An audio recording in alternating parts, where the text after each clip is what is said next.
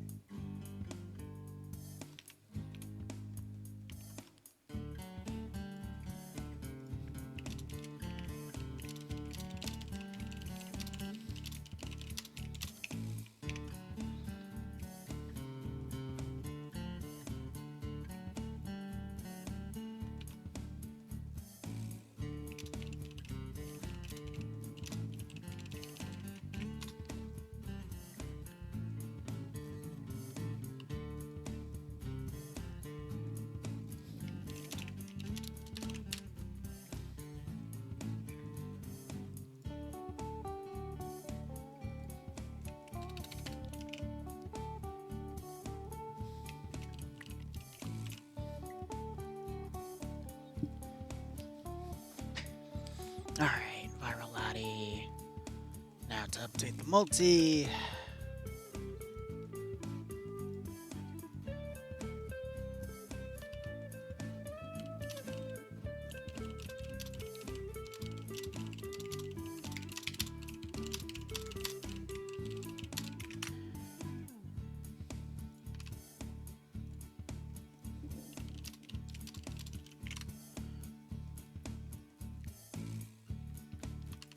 And then I gotta get the multi posted, and then we'll officially get started.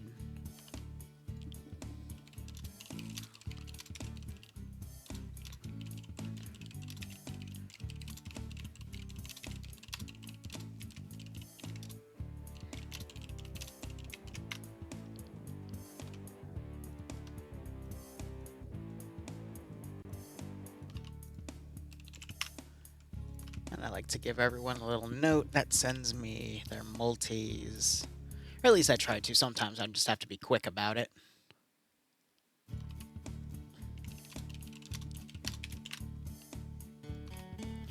And then if someone like Nemesis is on, they're gonna ask me for the multi back.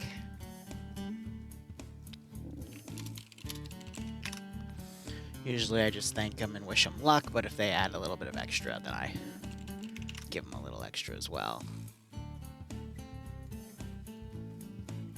All right, let's see. How to go on FNF Discord.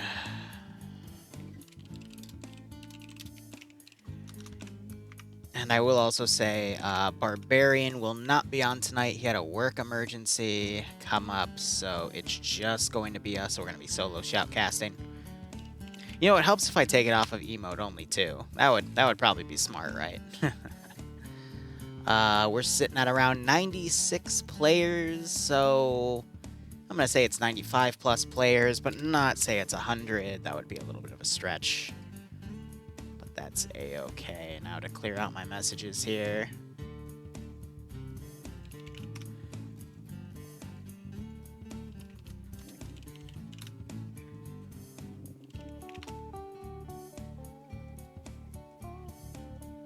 All right, that's all set.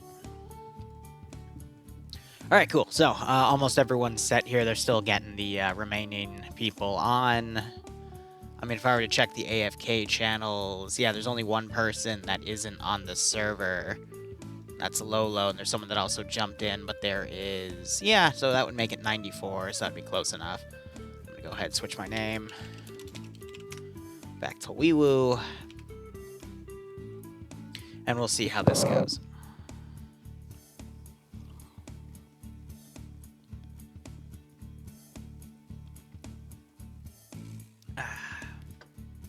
Got a little bit of coffee to work with today.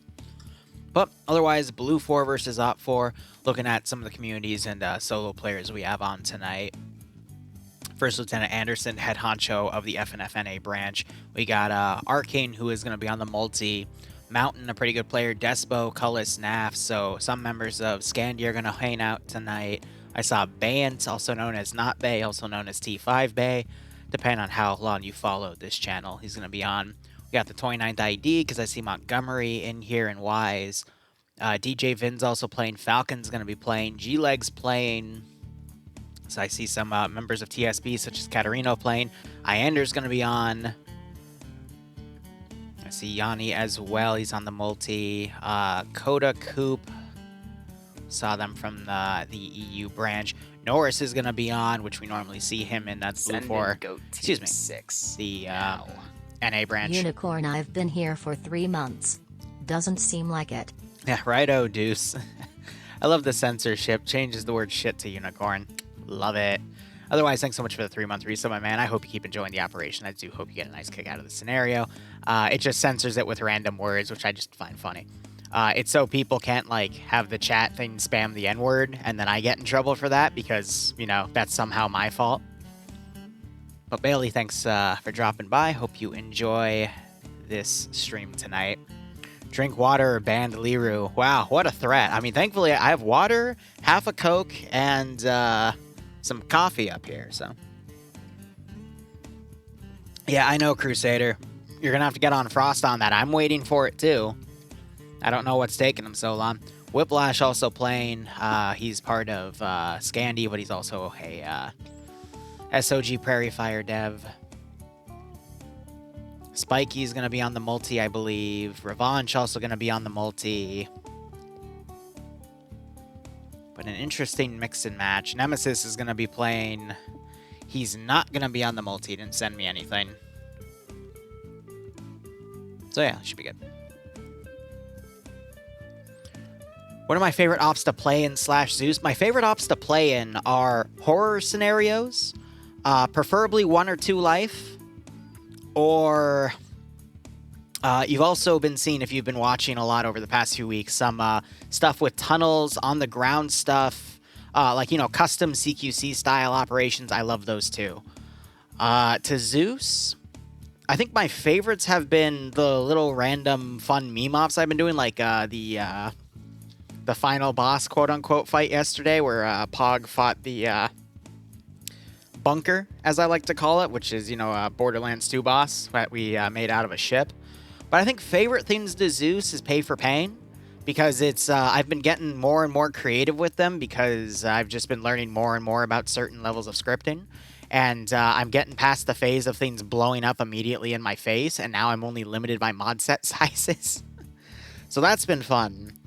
Otherwise, I think my favorite types of ops to Zeus overall would be counterinsurgency style stuff, where the player base is a military faction, and I have to control some sort of insurgency, because that lets me set up kill zones, ambushes, interesting custom compositions, like hiding statics inside of vehicles, and then driving it by them or putting that on a hillside and just having it barrage them. Stuff that you normally wouldn't see in most other standard types of operations. Hey, look, there's my map.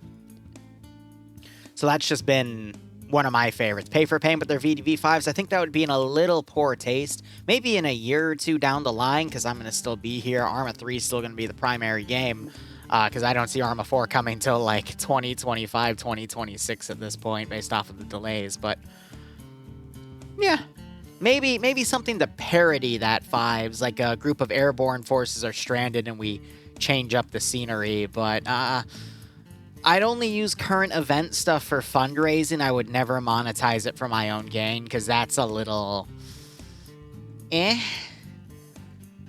not that desperate yet. Let's go with that. All right? I'm not that desperate for the clout that would bring. Because I've already been saying this for months, if not, like, I want to say a year now. I don't really care how much I grow anymore, because I've grown to the point that I'm more than happy with, so I'm just here to have fun and show off this wonderful game and all the crazy things we can do with it. I love how the new roster, they all spawn naked. They used to spawn as, like, you know, generic NATO or CSAT, but now they just, you know, come in naked like that. That's pretty funny. Heavy lampshaded Battle of Crete. I mean, niche things like that. Here's a quick thing before I begin. Certain operations that have to have a lot of accuracy tied to them, I've found that the players most don't care, and the viewers most also don't care. So it's never really worth my time to invest in all that, unless I'm really in the mood to do it, which once in a while I am in, and it's really fun, but no one seems to care. So that's why I don't really do it, unfortunately. Instead, that's why I do what I want, because, well, otherwise, what's the point? But anyway, let's go ahead and go over the mission info. Again, I'll be solo casting these 3 NA rounds because Barb had to go on a business emergency. But anyway, this mission was made by Nemesis, and it's called Germanium. Interesting. Background. After a successful attack by the Russian Spetsnaz, the French forces have retreated and called in help from the American Marines. Can they destroy the most important fuel tanks to stop the Russian advance in the air? I'm sure that has nothing to do with certain events going on. Area of operations. Early morning with heavy fog. It will lift as the sun comes up.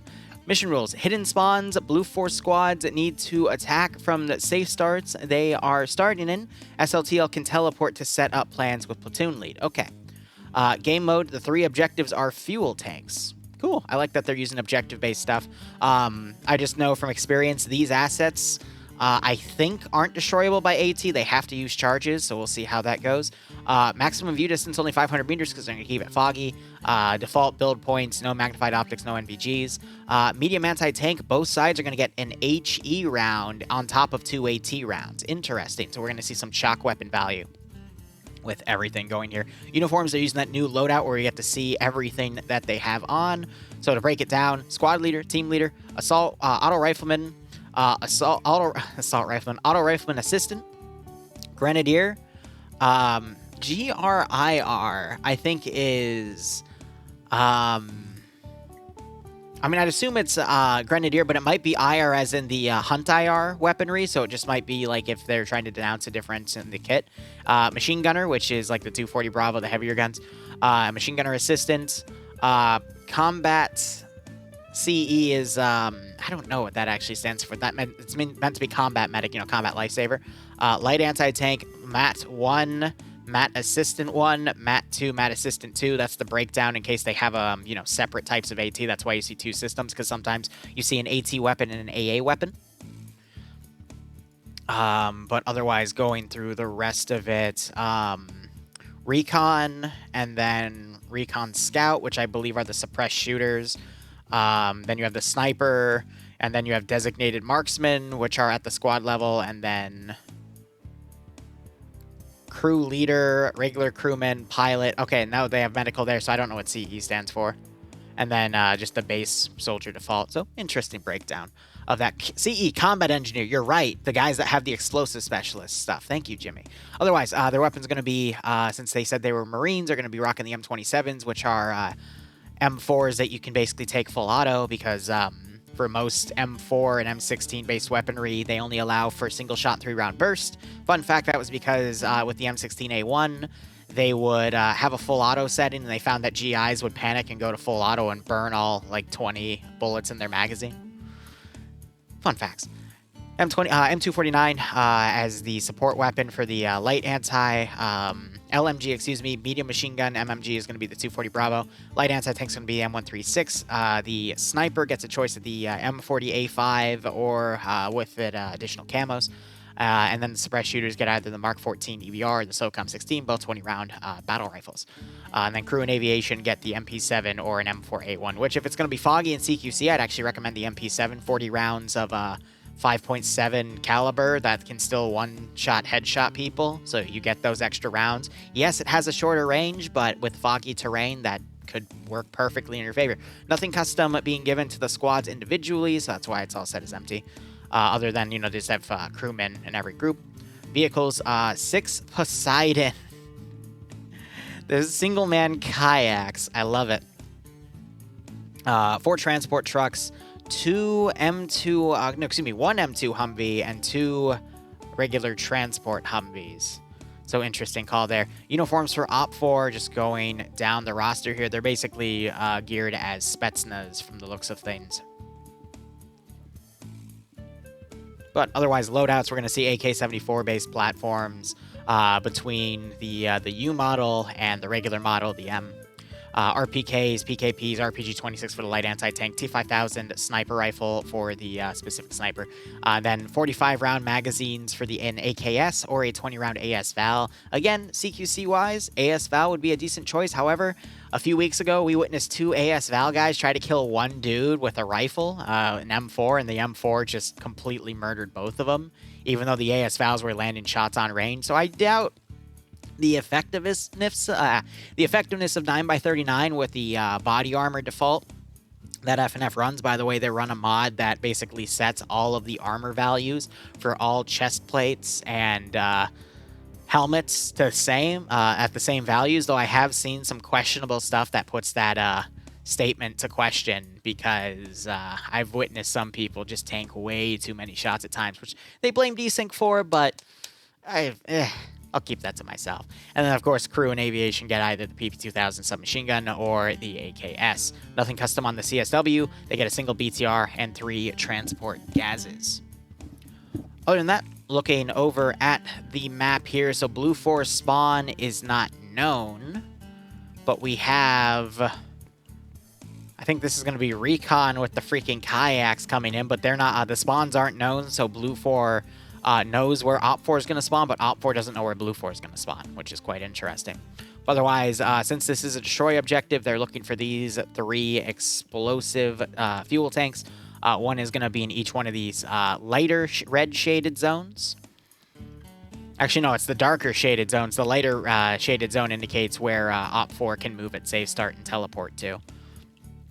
So that was number 1. This is where number 2 is, and then number 3 is going to be up here. They're all basically in little hidden military positions, this being an artillery radar position. Interesting. But go ahead. Let's look at the roster here. So Despo is going to be leading for Blue 4. He led, I think, in round 1 EU. I didn't really like his plan, but let's see how he makes up for it in this round. So he's got Timac as his 2IC, Maz being the platoon medic, Vagrant leading, X-Ray, Ash, and Ash is going to be the medic.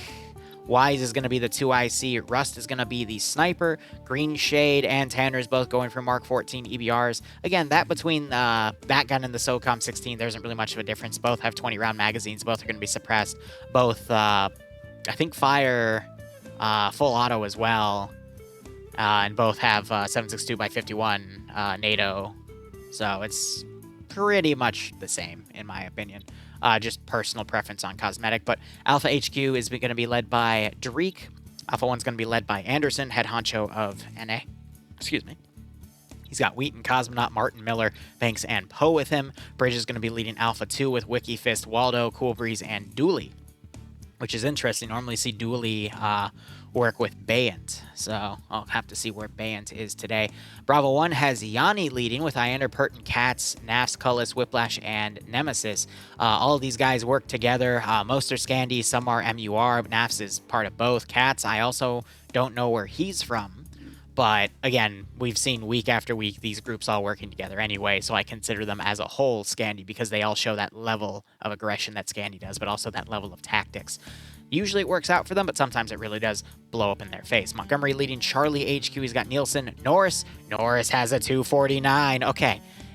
I want to say 3/4 of the time when Norris has some sort of auto rifle or machine gun, he wipes the floor with people. 1 out of 4 times, it fumbles in his face, but I mean, that's to be expected. No one can be perfect, but there's a reason I always bring him up, and I check specifically what his weapon is, and some of his best kill streaks have been with a 249.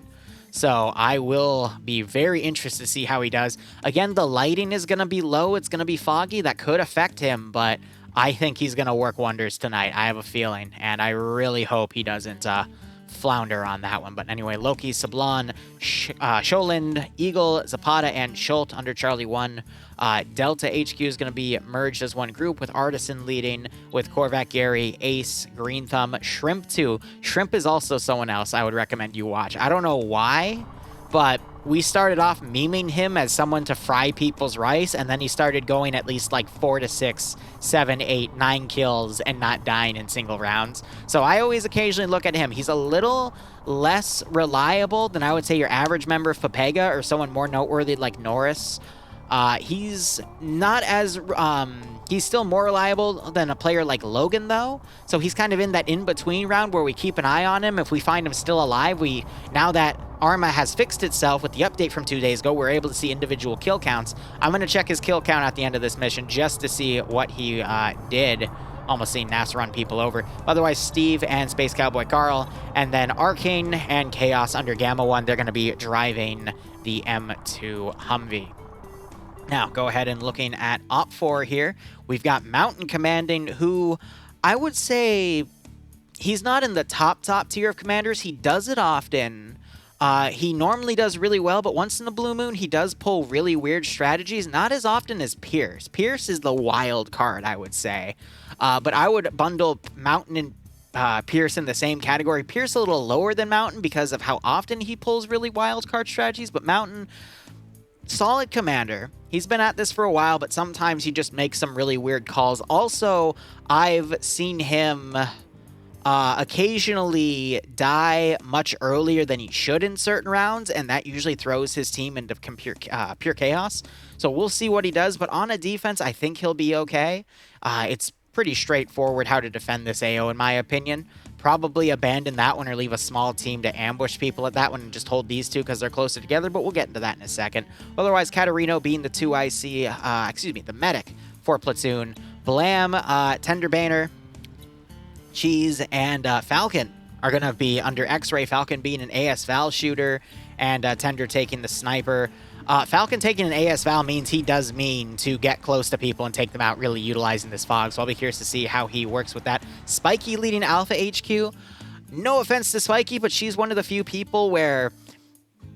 How do I put this? Not as bad as someone like Leia, where, you know, she literally is a mute, but Spiky, it can be a little hard to hear on radios at times, but she's been doing better the past few weeks. I've been seeing her make a few really good plays, double, triple kills usually before going down, which is a lot better than not only the average player, but what she's been doing in the past. So it's good to see players getting better like that. Alpha 1 has Revanche, Junior, Mr. Olaf DJ, and Elm Tree. Alpha 2 has Lurch, Kataksugi, Lennox Khan, Gopher, Rat, and Clades. Bravo HQ is one merged group led by Doubt with Zeest as the 2IC with Booga Suga, N1, Thyrab, and Iron Sovo and Shrek. Get out of his swamp. Charlie has a mix of Papega and 1RW, so Sideways, Coda, Flux, Shade, and Coop from Papega. Mags might also be from Papega, I can't remember. And then they've got Saddam, Azuki, Thomas, and Ilbanek from 1RW.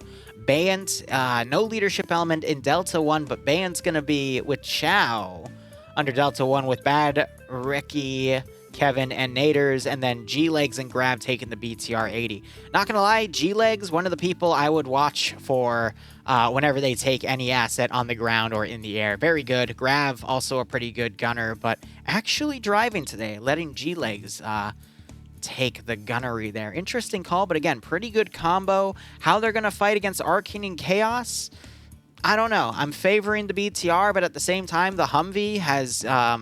It's the up-armored one, too, so it has, you know, full... It can look around compared to the BTR with its narrow tunnel vision scope. And that Humvee's going to have a speed advantage over that BTR, but the BTR is playing defense, Humvee going on offense, and this is all foresty with open fields with a shit ton of fog, so it's going to be really hard to spot targets from across the way because that fog does get thick very quick. But otherwise, that's it for the breakdown on the roster. Looking at everything else, I mean, as I said, I would just hold those two AOs, put some outer defenses here. You, if you are unfamiliar with what a Poseidon is, you would probably think it's a boat asset. Maybe not realizing that it's just a simple kayak, but yeah, all the more reason to just hold these AOs here and then capitalize on any position outside. Obviously, if you're playing to win, you don't want to just hold your objectives. You want to hold a little bit more away from the objectives and have defensive lines to fold in, but round has started. We'll see how things go, but I think Blue 4 has a slightly better roster, but Op 4 have some really good objectives to defend, especially since some are right next to water, which limits where Blue 4 can attack them to make them more of a slog, and that's where the defender's advantage, especially with the fog, is going to kick in. Norris one shot at enemy plane down with his finger by yelling bang. You know, As long as he had the machine gun on his back, killer, I would believe it. I'd believe it. Look, you never know what can happen in Arma 3, all right? You miss 100% of the shots you don't take, but coming from personal experience, if you ever see a famous YouTuber in the sky in a helicopter and you're like 900 meters away and you're like, screw it, fire that rocket in the air, you just might hit him. And then you might scream louder than you ever had to the point you might pass out on your chair for a brief second while you're streaming.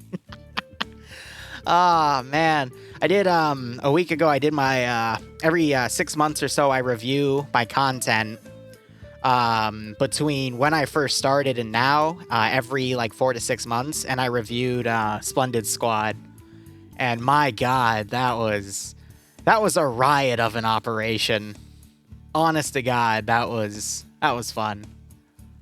I didn't realize how many jabs he made at me though in the beginning, but that's okay. He seemed to really enjoy shooting me after I told him, yeah, sure, why not? Like, just to prove that I'm not invincible.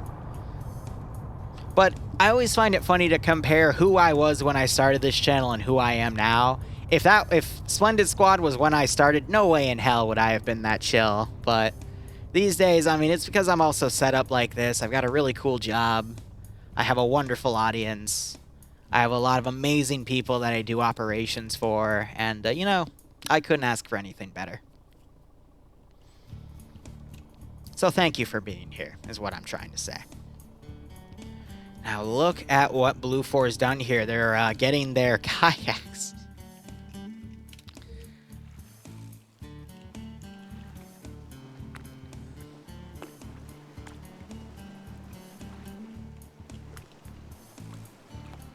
Literally kayaking.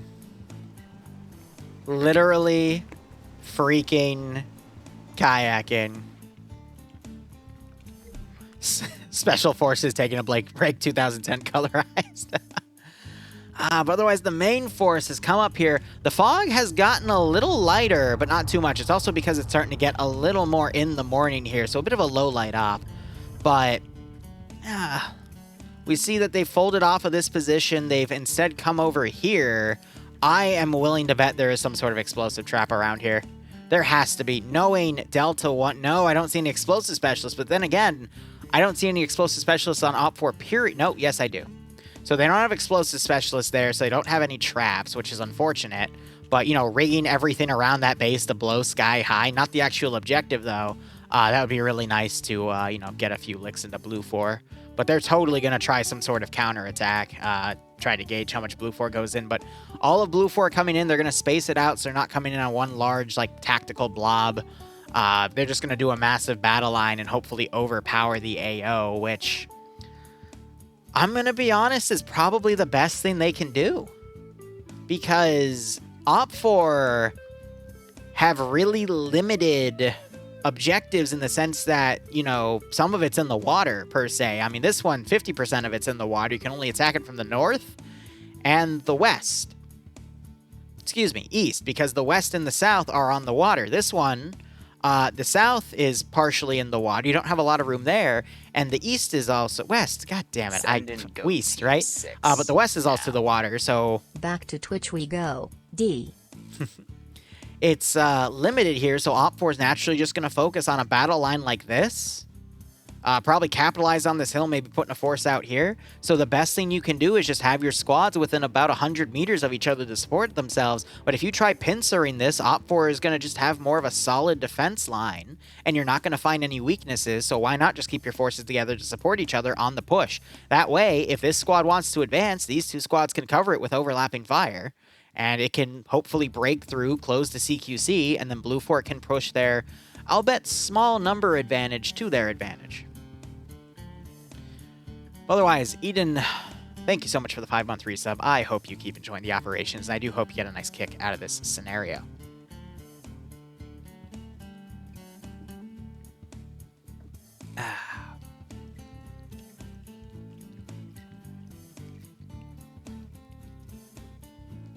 So X-Ray is coming all the way around.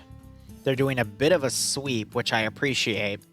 I could see these guys going up, getting that objective. They would sweep around like this. They might be able to flank a squad. And Falcon could do some damage. The sniper could do some damage. But going up the hill a little bit, you notice the fog severely drops off. Eden, your name rings a bell, but it's from a long time ago. It's not recent, that's for sure.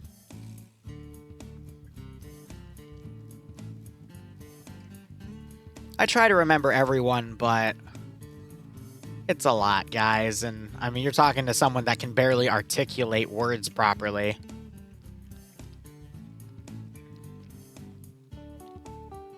I remember you now. 501st Blueberry, right?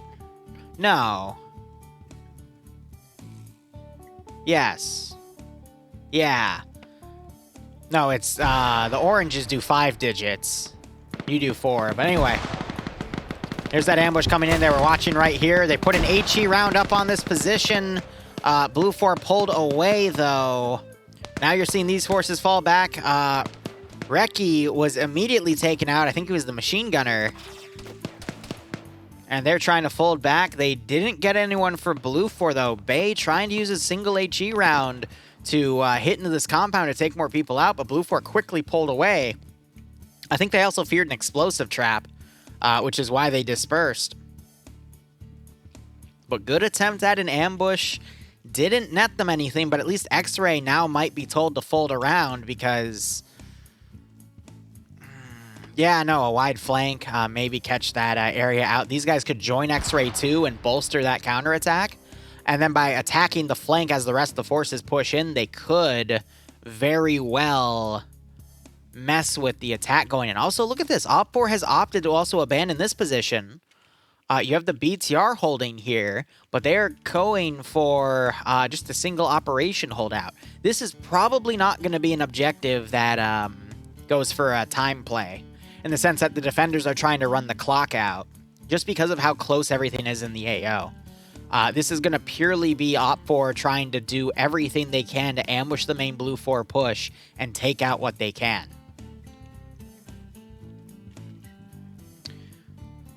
Here, if you guys want, we can talk about Star Sim stuff in the intermission between the rounds. But let's, you know, for the sake of the video, keep it on task.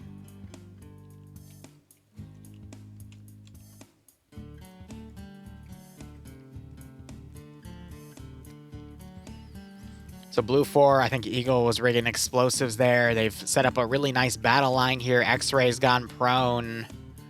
The thing is, if X-Ray attacks while everyone on Blue 4 doesn't have anything to do, they're going to quickly get overwhelmed.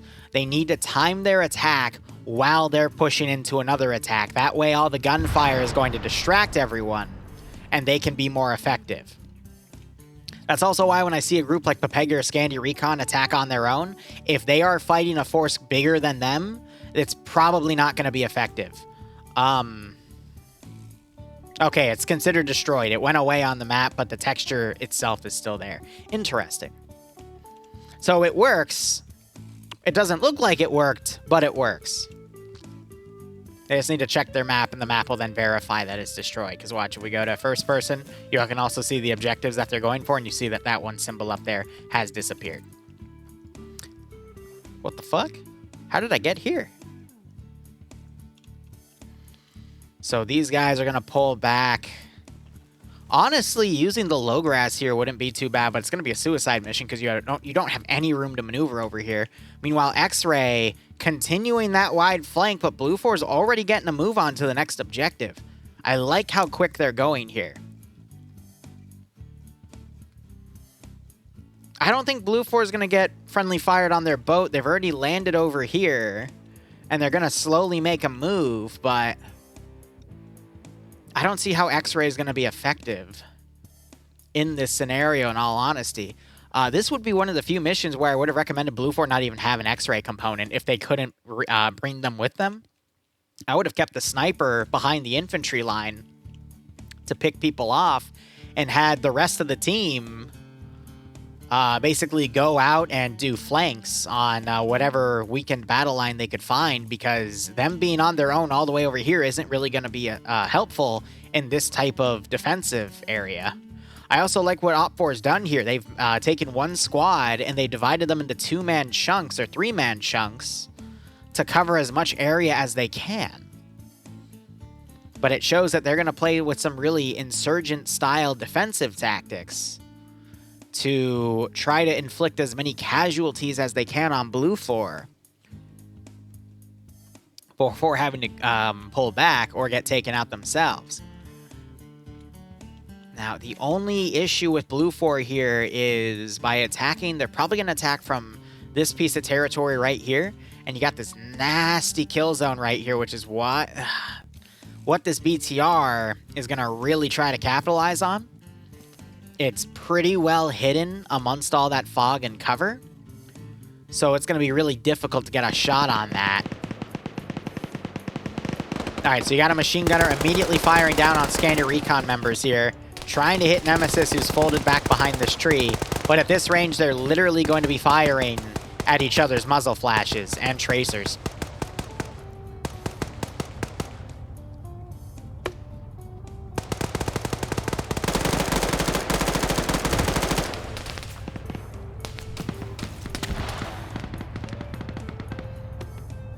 Well, Hotshot, as Terror says, I hope, or excuse me, Error, I thought the 8 was a T because I'm dyslexic as hell, but I hope Bloodwing would only be doing me.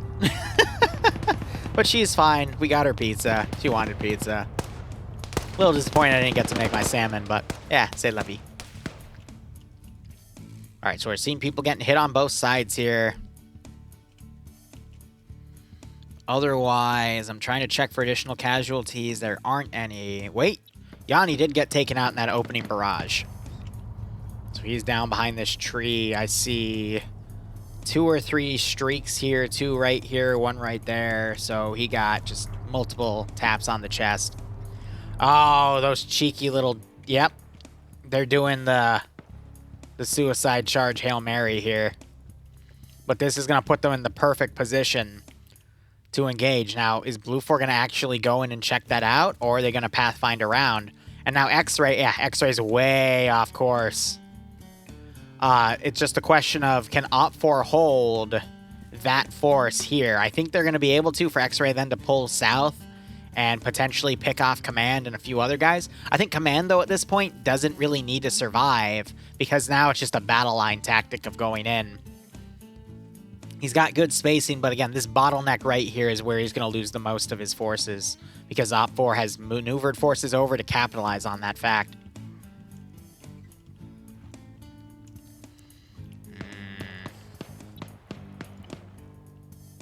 Yeah, they're looking around. They're not too cautious about the grass, though.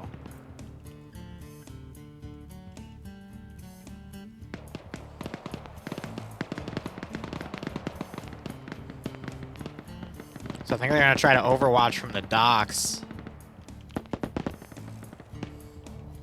But otherwise, Blue 4 doing their best to continue to push up. The BTR still hasn't opened up just yet. It's pulling out, though.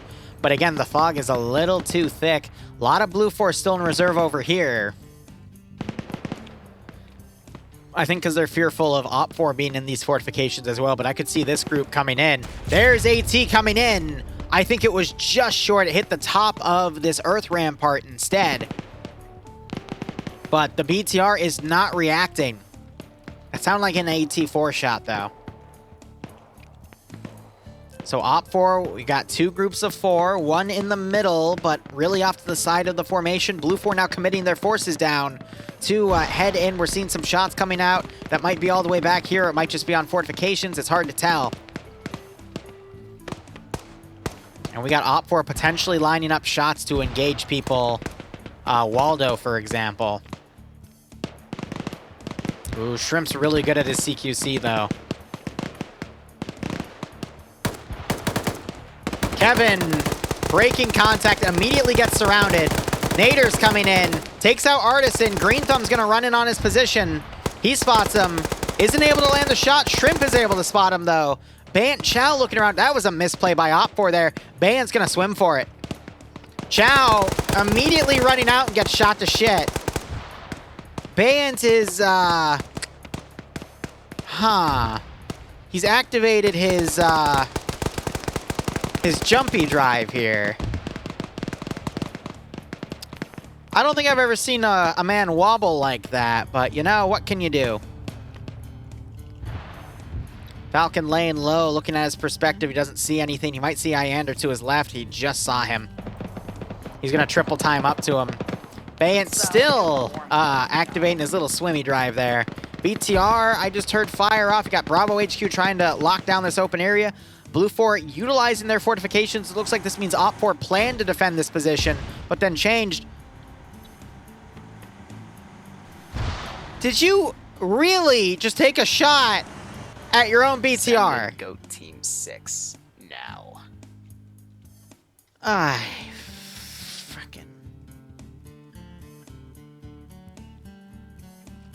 Thank God you're a shitty shot.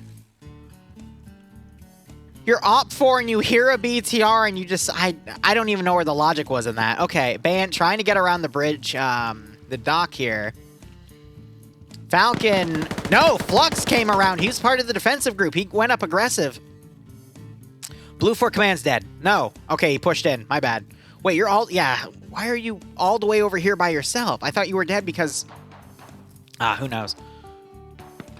Poe taking shots. Maz is going to walk right on top of these guys. Blam gets taken out.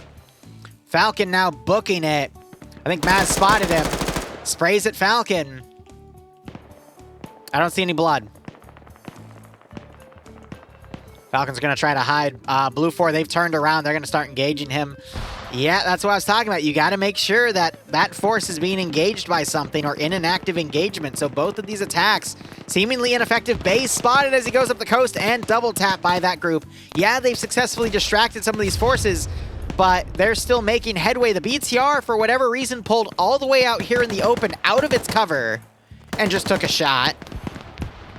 I don't get the little micro tactics Op 4 has been doing. They seem coordinated only by the individual groups instead of the command element, which tends to happen when Mountain commands. No offense to him, it's just he kind of lets people go on their own route, and it shows. Ilbenek doing a great job trying to stop this smoke charge here. He's under fire, but throwing grenades here, he's doing a great job. This guy, I think, just got picked off from Overwatch elements, but now you're seeing Blue 4 folding into the tall grass here and coming around. But Lone Wolf, thank you so much for the tier 1 sub. I hope you keep enjoying the operations. I do hope you get a nice kick out of this scenario. How many people are part of this session? About 95, 94. If you want to join, you can always do !FNF. Solo players are always welcome. Ilbenek on his second kill there. Yep. Again, we've got kill counts back because of that recent update. Unfortunately, Nielsen was able to take him out with a 3-round burst. He's immediately shot at by Twins. But, yep, this hurdle right here. Falcon got knocked out. I don't think he got any kills. Oh, he got 2 kills from the rear before he was taken down. And it looks like... I thought that was a body, but it wasn't, so he was just picking people off as they came in. I mean, as long as in FNF you get 2 kills and you die, you're, giving a positive contribution. If your team has the number advantage and you go 1-to-1, you're also giving a positive contribution.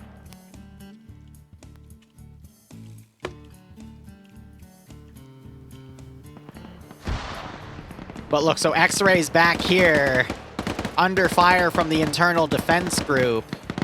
But again, unsupported, they're just fighting troops that weren't being utilized anyway. So I don't see X-Ray surviving that encounter because they got nowhere to run. They just have tall grass to work with, so just use grenades, clear them out. Now, hypothetically... Oh, wait, no, they don't have a medic. So they wouldn't be able to get Falcon up. Oh, God, hiccups. Flux has made it back. I believe he is the medic. He's on 4 kills trying to get Coda back up. But he made that aggressive push, took out some people, and then pulled back. Good on Flux. As expected from a Pepega Pirate member. Montgomery taking a grenade, getting knocked out.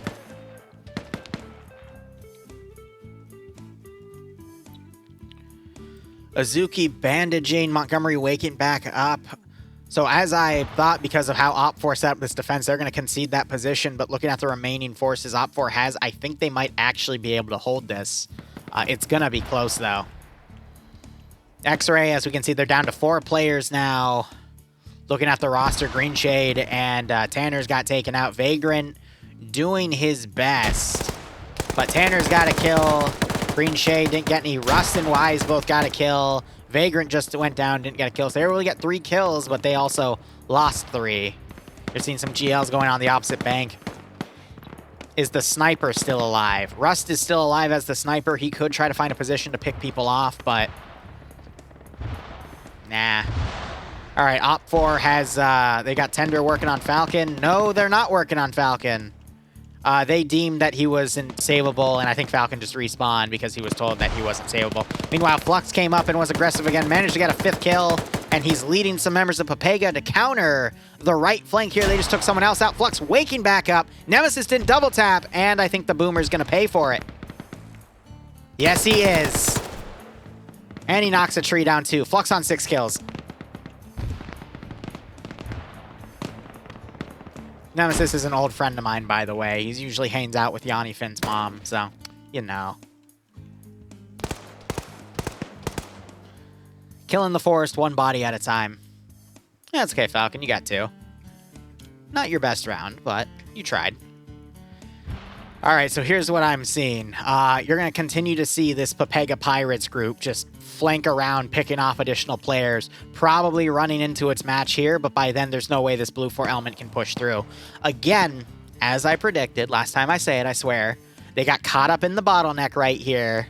The entire force didn't move, and this force just got beat out while this force pushed, and now Op4 is going to exploit it. Let's go ahead. Let's look at the Papega Pirate tally here. Even though, you know, we had 2 groups of 4 on the rear kind of flounder around a bit, they still did good. So, Sideways, no kills. Coda on 2, Flux on 6, Shade on 1, Coop on 0, Saddam on 1, Azuki on 1 now, Ilbanek on 2, Mags on 2, Twins on none. So, at least over 10 right there.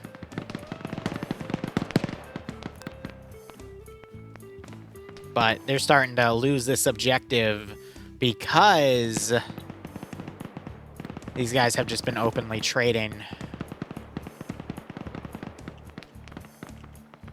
Now, I got to admire Blue 4 holding here. DJ deciding to push up on his own and trying to find these guys. Ash could potentially hit him once that flare goes away. But that flare is hiding him in a radiant light there at Ash's angle. So Wise being suppressed. It's a good call. But just with the sheer amount of forces left, and you're going to start seeing Papega hitting from the rear, I don't think Blue 4 is likely to win this at this point. We got to remember, Ilbanek, it should also give you an after-action report of how many kills you got. But it says you got 2. Unless you friendly fired someone. Because if he kills someone, it would deduct from his score. So if you got 4, one of them was a friendly buddy. Oh, God. They stole the M2 See, honestly, that would have actually been really helpful to put all the way over here and just overwatch the open areas from over here, just firing at the muzzle flashes. That would have actually been pretty useful to use in this scenario, and I normally don't say that about Vix. Like, the BTR, in my opinion, wasn't really that useful because the fog was in the way, but that hum because of its quick movement.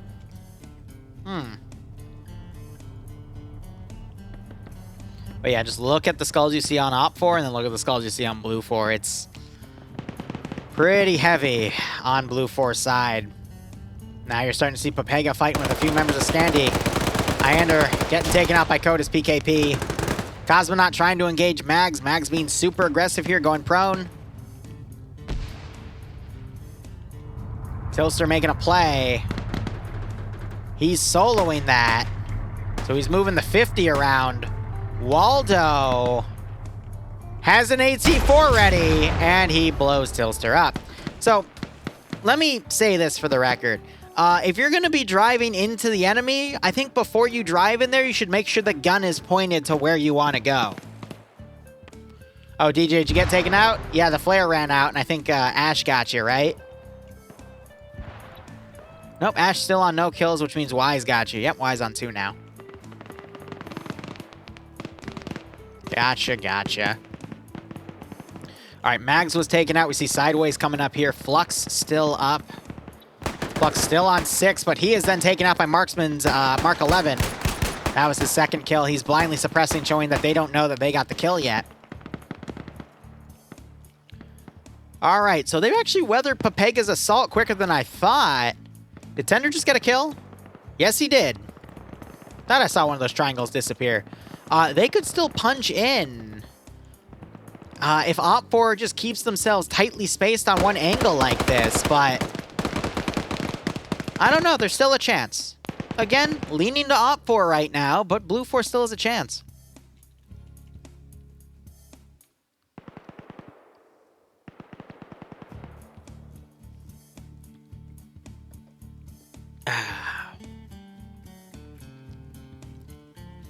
After these rounds, I'm going to go edit all the footage and release the MCO documentation. It'll be fun. Sort of flare go off. Yeah, there she is. All right, let's do a quick number count. We got 3, 6, 9, 10, 11, 12, 13. Blue 4 here. That sniper we just saw take another shot. And then 3 more over here, so 16. Op 4, meanwhile, has 3, 6, 9, 10, 11, 12, 13, 14, 15, 16, 17, 18, 19. So, 20. So what, 20 to 13? 20 to 16, actually. So it's still fairly close.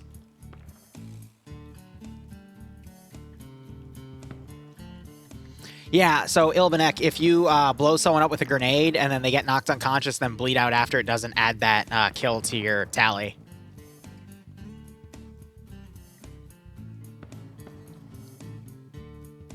It be like that.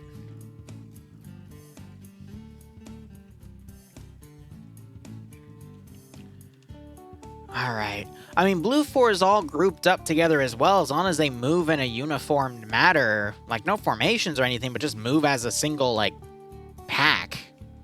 I think they could overpower, because Op4 has a lot of forces out in the forest. So if they just go into the forest and attack from the forest, they could sweep the remaining Op4 guys and then hit the objective. These 3 guys have been doing a good job, but they're about to be flanked by elements of Platoon. But both sides still having their sniper could be a nice advantage, but I think Tender's about to get taken out here. /LCPL GOAT LCPL GOAT LCPL GOAT LCPL GOAT LCPL hype LCPL hype Thank you, Siri. LCPL hype LCPL hype. My God. Son of Shadow, one of the original subs. Thanks so much for the 50-month resub, my man. I hope you keep enjoying the operations, and I do hope you get a nice kick out of this scenario.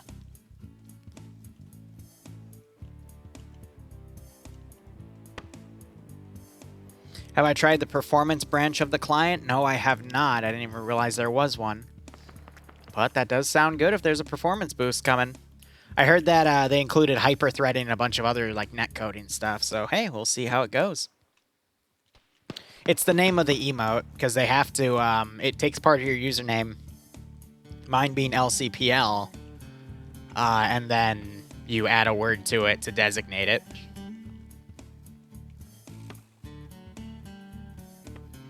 $40 to 60 server FPS? That was with 90 people, Ilbanek. Nice. Nice. Explosive just went off. That was for that one sector. I think it was ineffective, though.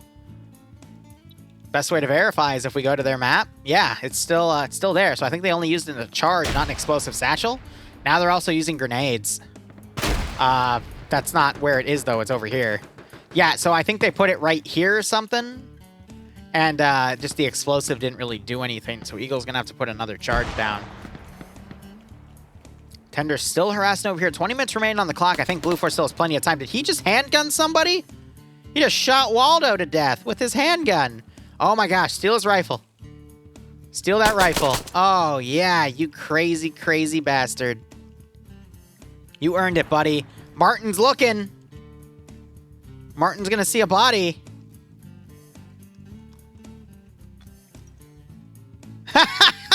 Martin, you crazy bastard. That's going to get him.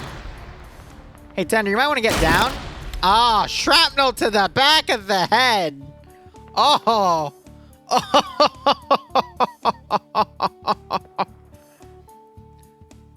That's why after the first grenade, you always go prone. All right? Because if you don't, then the second grenade might kill you.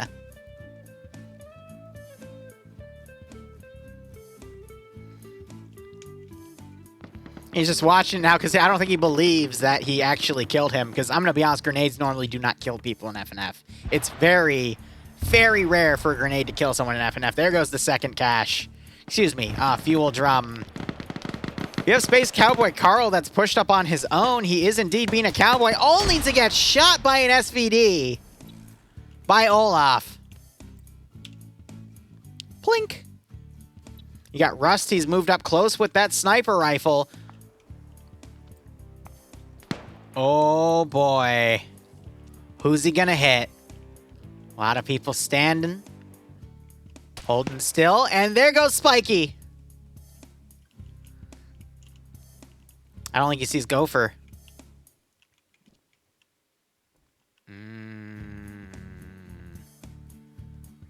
He doesn't. That would be the perfect shot. On 2 kills now. He's looking around. Free look. I think this grass is covering the fact that he's also prone right there.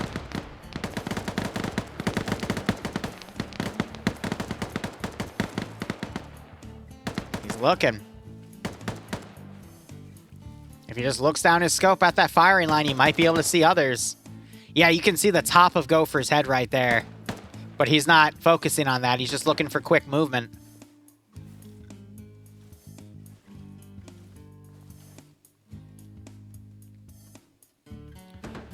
Ooh, come on. Be patient, buddy. Nope, Gopher just moved. Yeah, he's going to see Rat right there. Beautiful headshot. That's 3. Rust might be able to turn this around if he picks off a few more. That could be enough for Blue 4 to then push in. All Rust needs to do is be patient because Op4's not focusing on him at all. This is a sniper's wet dream in FNF. How's my night going? It's going good. Doubt getting knocked out. 338, man. It's a bitch. Olaf, does he hear it? He's looking around. I think Olaf's starting to wise up to it. Oh, yeah, he knows. Rust on 4 kills now. Olaf can't tell where the shots are from, though. That's been pulled back. He's medicing. Rust just took another shot. Still on 4. Olaf, he's looking. He knows. He doesn't want to risk it, though. He might think the sniper has support. I know, Rush should move. You should honestly move after, like, 1 or 2 shots, but he's risking it. Ooh.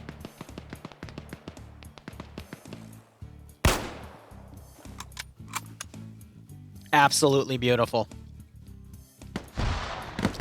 He got a guy that climbed up to get the other guy. My God. And Olaf still doesn't know where the sniper is. He keeps looking around. Blue 4 folding in here. I'm telling you, Rust, if he gets like 2 more kills, it's going to be all he needs. Was that number 6? No, it was not. These guys have no idea. Zeist. Zeist. I'm waiting to see it. Oh, yep. That was a miss, though. I don't see any blood. Ah, it's going to be over. Olaf. Oh, he didn't see him. There's no way Rust is going to look over. Olaf hears it.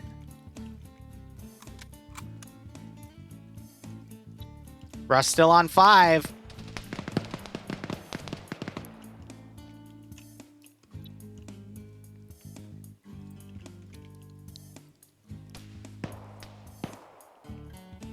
"15 minutes. He's going to walk right on top of him. Here it is. GG.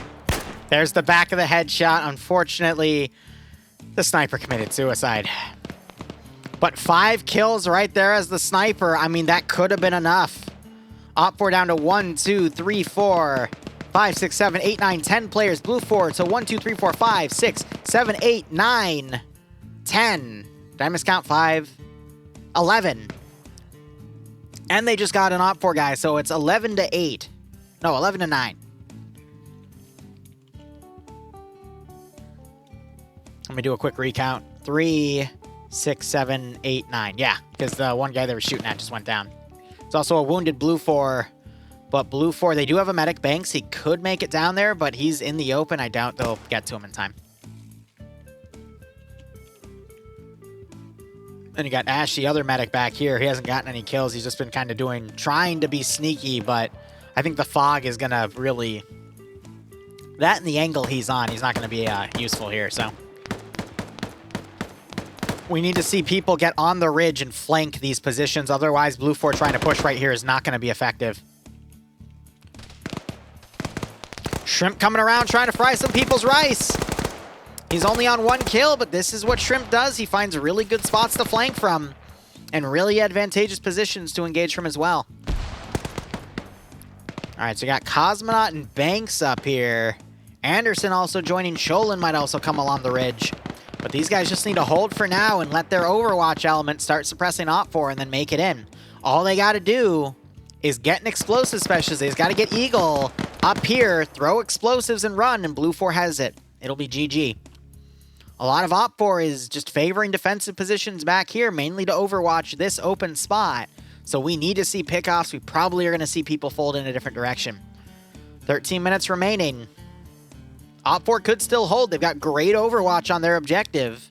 And even if we see a smoke push here, Op 4 can then counter push and just hold the objective outright. Trek getting into a direct firefight with Gary. We see an explosive being thrown up. Oh, that had to have hurt him.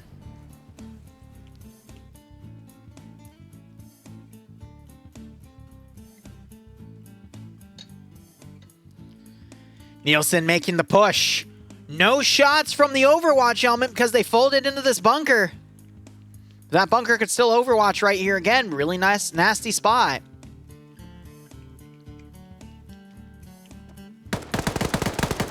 Nielsen trying to push. N1 pushes against and manages to kill Nielsen. You know, we could also see long-range shots on that fuel piece and see if that does anything. Olaf camping with that ACOG SVD. Might start spotting some people up there to engage, especially if they start opening up. Blue 4 has the time, but I don't think they have the communication. Ash coming around. He could also flank from the rear. Blue 4 down to 8 players. Op 4 down to 6.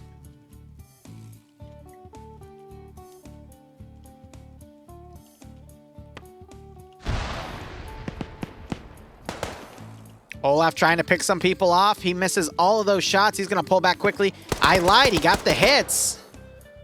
But it just wasn't enough. Olaf hiding in the flare.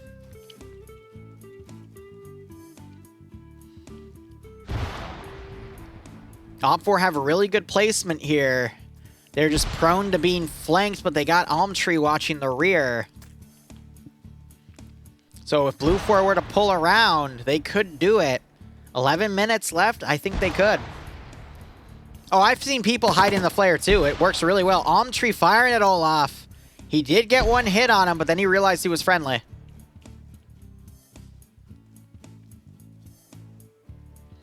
More grenades going in this compound. That could hurt Shrek. Did I see a little patch of red right there? A little bit of shrapnel damage.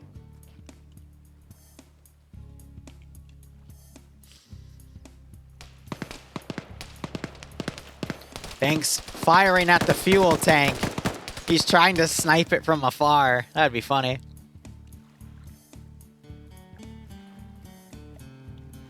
Yeah, that's a good way to put it. Frags are literally you throwing a D20 dice and you only kill them if you roll a nat 20.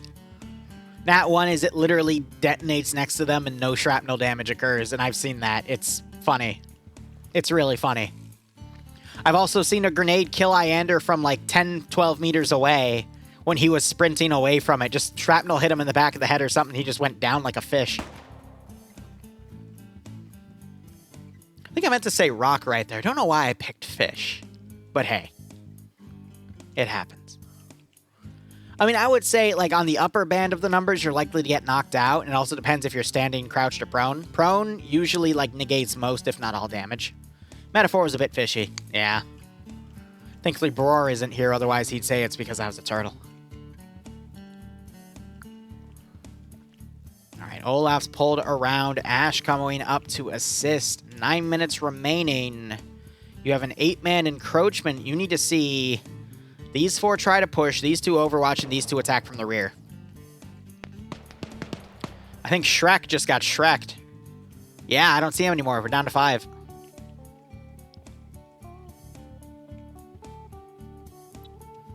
Yeah, single headshot right there. I think that was Montgomery. No. It's Martin. Yeah, as the marksman. Open shot right there between these 2 bushes. Yep.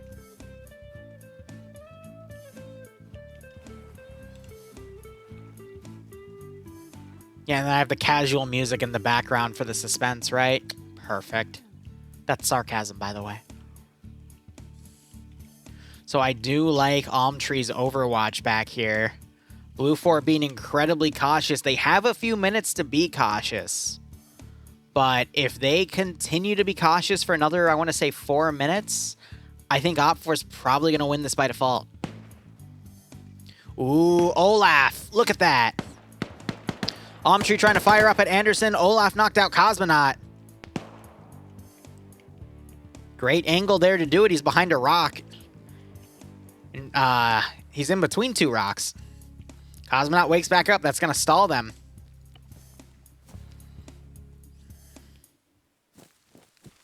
He's going to pull back. Well hidden. Now you got Almtree. I think he sees him up there. Nope, he's over peeking right now. He doesn't know they're there. See smokes being thrown at this direction. He knows it came from up there, so he's going to watch it now. Nope, he's going to play it cautious and pull back. Montgomery running up. I think N1 hears those footsteps.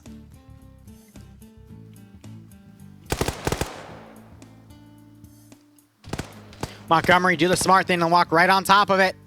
Oh, but he overcommitted! And N1 was able to get him. N1, you need to get your head down. And he runs into Eagle, who was watching through the smoke.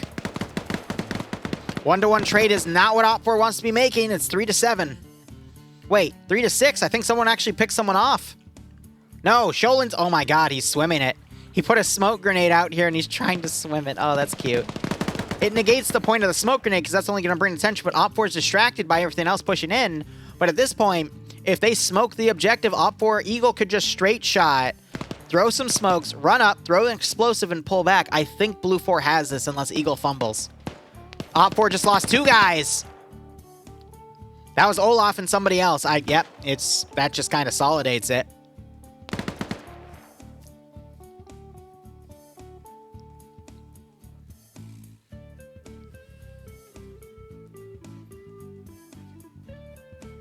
There it is, Banks.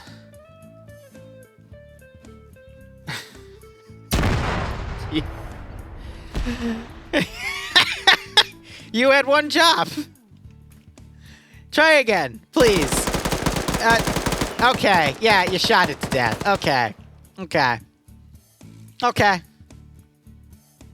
See, if you only need to do that, why bother? Why didn't you just snipe it from afar if it only took half a mag? Why did we have this if you could literally just go in and shoot it? What was the point?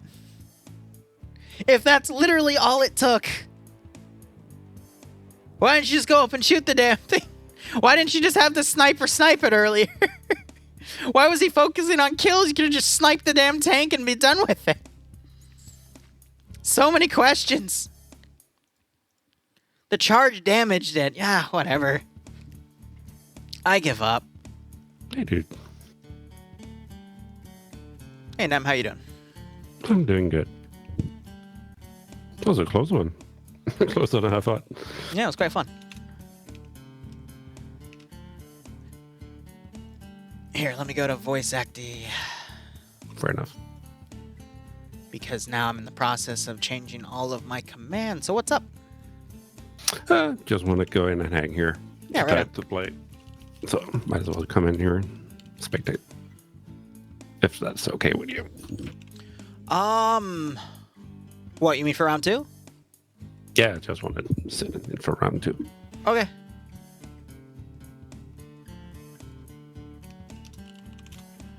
Alright, this is round 2. VIP up for attacking. Alright.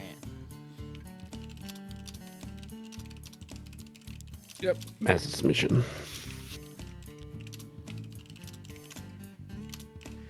Up for is a 10% numbers advantage. 3 MTLBs, a T-72A, and transport. Okay. T-72, yeah. See if they can get it this time.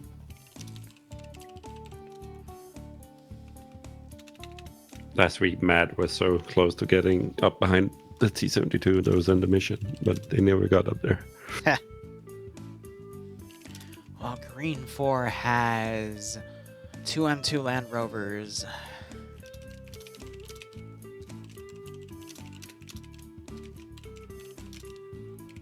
Two static M2s. All right.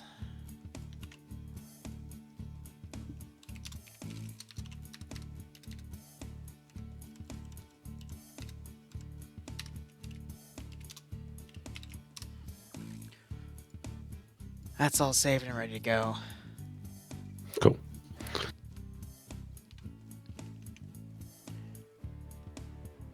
And has the prediction been paid out? Let me check that real quick. Yes, it has. All right, cool. So we'll start a new one when the round begins. Otherwise, round up to 90 players right now. Nem will be co-casting with me, but let's see. Some of you mentioned Star Sims. Here's the deal. Anything I know about Star Sims comes from like 2018. Way back in the day. It's been like 4 years since all of that. So I'm going to give you some advice.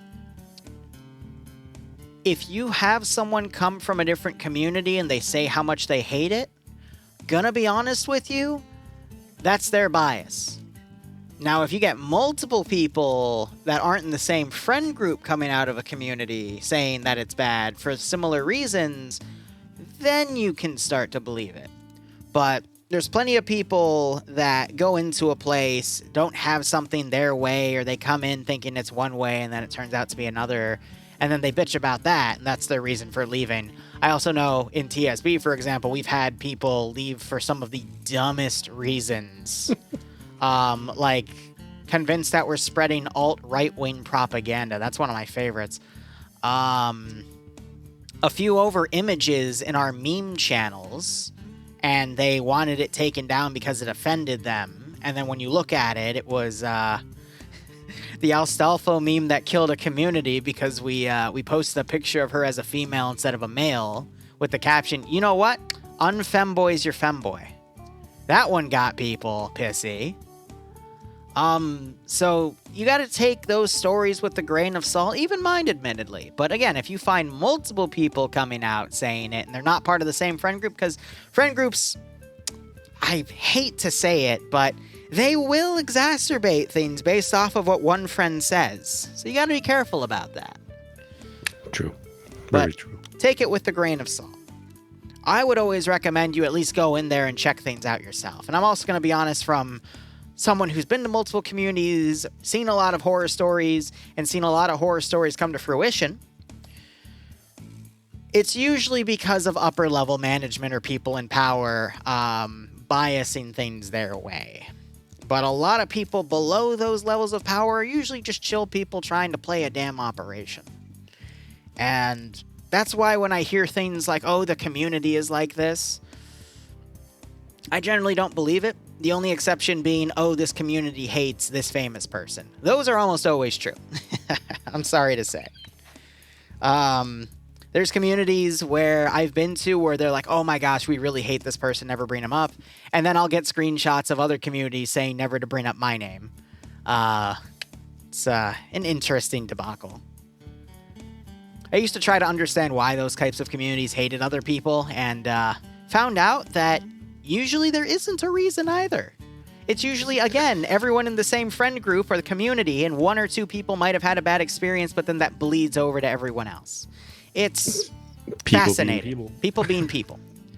So, life lesson there is you can never please everyone, because if one person doesn't like the type of shoes you wear, you're already screwed. And there's nothing you can do about your shoes. And one might say that's being go ahead. part of a group that you can laugh at someone else. That's just it. Just be happy. Yeah. But there's plenty of places on the internet for you to go, and trust me, there is a place for everyone. You just have to dig hard enough. Ugh. Some places I've seen, man. Ugh. Internet's weird. But anyway. I haven't seen many places, but I heard a lot of fun stories. What do you mean by that?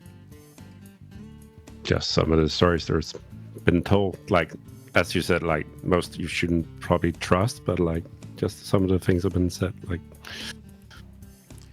just like the hate-love thing against people being who they are. Yeah. Like people that's out there being prominent in whatever they're doing, they're all going to be both hated and loved. So. Well, I mean, you're also going to have the story of that's altered after that event happens, and they go into the shower and they have that 30-minute shower and wish, how it should have been. And then that's going to bias their perception. That totally hasn't biased any of my perceptions. No.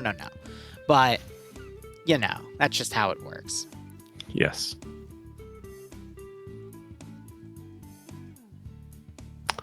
I think we'll have a Vagrant versus, is that Tender? No, wait. Cool. Here, story time. All right, so Jimmy's saying, I was looking for a World War II unit because I wanted to be a pilot for that.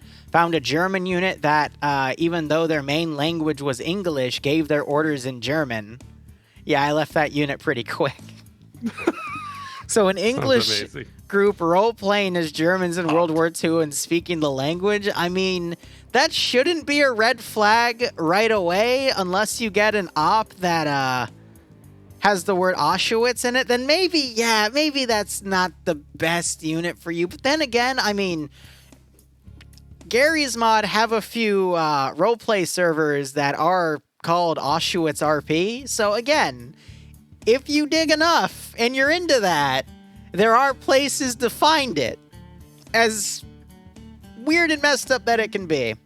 And I don't judge people for that personally. I know a lot of people judge people for it, but it's like, what you do on the internet is your business, Bless you. First off, bless you for that. It's FNF, not FDF, but good try.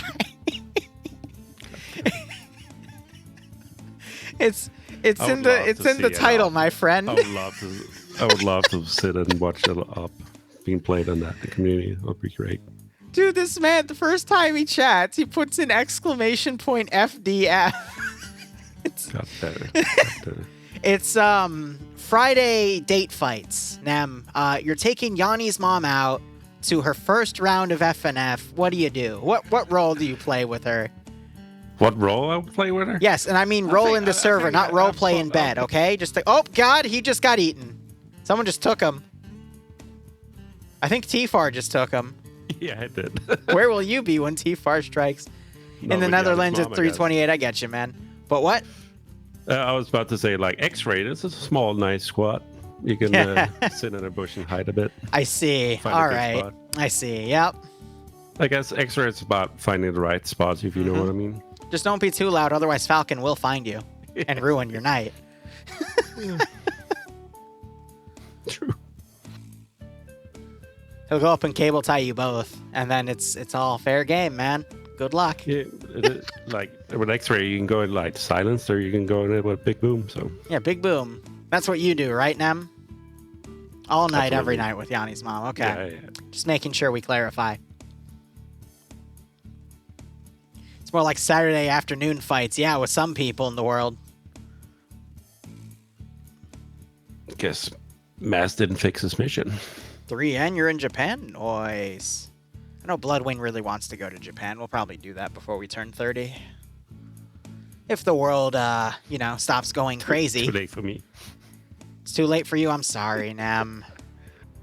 Hey, you settled down. You got Yanni's mom. You have Only been FNF. transit in Japan, but like, yeah. Now you're in the EU. Gotcha. You're saying Japan as in the morning for FNF. Gotcha. Arma Erotic German Dungeon RP. You know what, Crusader? That one I will judge you for. Don't. I don't judge people for most of their stuff, but that one I'll judge you for.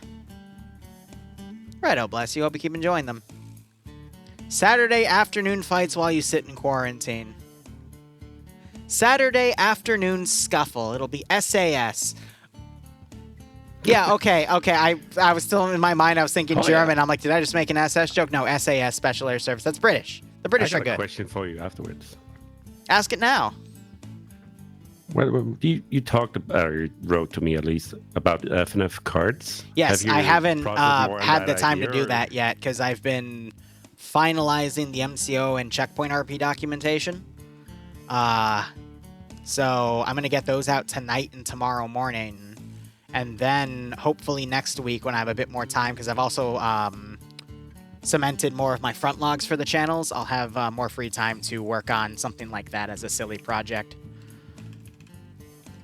Otherwise, round begins. Just Can't find I it. Spawned in on Vagrant and he has that netting on his head, but without any uniform. It just looked really scary. What are you talking about? That's what you normally wear to the bedroom with Yanni's mom. Oh, I'm sorry. Right. Yeah. I forgot we haven't told Yanni that yet. Anyway, mission info. This mission's made by Maz, and I'll go ahead and read it off. Background. Nova Russian forces have managed to pierce NATO lines to the north and the east. Czech airborne have been sent to fortify the city of Electro and make it a command center. They have had months to prepare and set up defenses, and now have received intel from High Command suggesting the Nova Russians seek to cut the head off of the Czech command in the area by assassinating the Czech command structure in Electro itself. Area of operation. Op4, be advised that several roads in Electro are blocked by Hedgehog anti-tank traps and debris. They are not marked on the map. Hills, woods, and urban combat, a nightmare flavor for every platoon leader. Ouch. Notes. Czech intel suggests that 2 Novo-Russian platoons are attacking the defenses at Electro today. Eastern scouts report they managed to destroy most of the armored platoon, but are unsure of the extent of the damage and if there are any survivors. The mechanized platoon was spotted over a day ago, and the scouts we sent in to investigate have failed to report back. It is safe to say that our command structure locations have been captured by the Novo-Russian forces. Game mode is going to be VIP Extermination, also known as HVT Hunt, also known simply as Assassination. This one was my idea originally, right? I think that it has been in there before, but like it's worked off some of that, yeah. Okay, so I'm going to be like every other douchebag YouTuber and claim it was my idea completely. They paid me for this idea, and then I single-handedly snapped my fingers and made Maz do all the work, but I'm taking credit for it. JK. Nice. Anyway, we are going to have Schultz playing one of the HVTs, Blam and Cheese Tilster playing the other 2 VIPs. Otherwise, mission variables, just to note, no magnified optics, no NVG equipment. Build points are only going to be to 90 compared to the 125 standard. And the max view distance has been set to 938 meters. That's an oddly specific number. Nemesis, any reason for that? Let's just be mass being weird. Ah, okay. I mean, nothing new there. He always ends it on 38 for some reason. It's one of his signatures. But otherwise, Op4... It's just like my signature on my mission, I guess, so... Sadistic Liru Erotic ASMR. What? What is my signature on my missions, Liru? I don't remember, to be honest. God damn it. I'm sorry. I don't always catch them. Always have a table for each team. Ah, right. And I just dropped the ball. I was throwing around my hands. Whoops. Regardless, back to medium anti-tank settings per group. Both sides are going to be getting either RPG 32s or M3 Mozes with 2 AT rounds per. So per team, it's going to be 4. 2 for the AT gunner and 2 for the AT assistant. Looking over at Blue 4, we get nothing because Blue 4 is not here. We're going to start with Op 4. It's not showing anything? That's weird. It's because it should be, it's Green 4 and Op 4, silly. Oh, of course, yeah. Duh. But anyway, new roster pictures again. We get to see what they all look like. Gonna break it down again. Platoon leader, sergeant for the platoon, basically the 2 IC, squad leader, team leader, Auto rifleman, assist auto rifleman, grenadier. Grenadier IR would mean infrared gunner, right? Like, what does GRIR mean, Nem? GRIR? Yes. That's the Honda. Yep, that's what I figured. Then you have machine gunner assistant, combat engineer, guys that get the explosives or mines, depending on what you choose. Light anti-tank gunner, MAT 1, MAT 2, because if you notice under MAT, there's 2 different ones here because sometimes they have the second one be AA or something else, depending on the scenario. Scrolling back down, you have the recon infantry and then the recon infantry scouts, the guys with the suppressed weapons. And then you have designated marksman, which for Op 4 is going to be the SVD that you see right there. Sniper, we'll probably get the T5000. And then crew leader, crewmen, pilots, medics, and base infantry kits. Loadouts for the Russians are going to be AK-74 based, RPK-74s with PKPs, RPG-26s for the light anti-tank, T-5000 sniper for the recon sniper, and then a choice for the 2 suppressed shooters of an AKS or an AS-Val. The AKS gets 45-round magazines.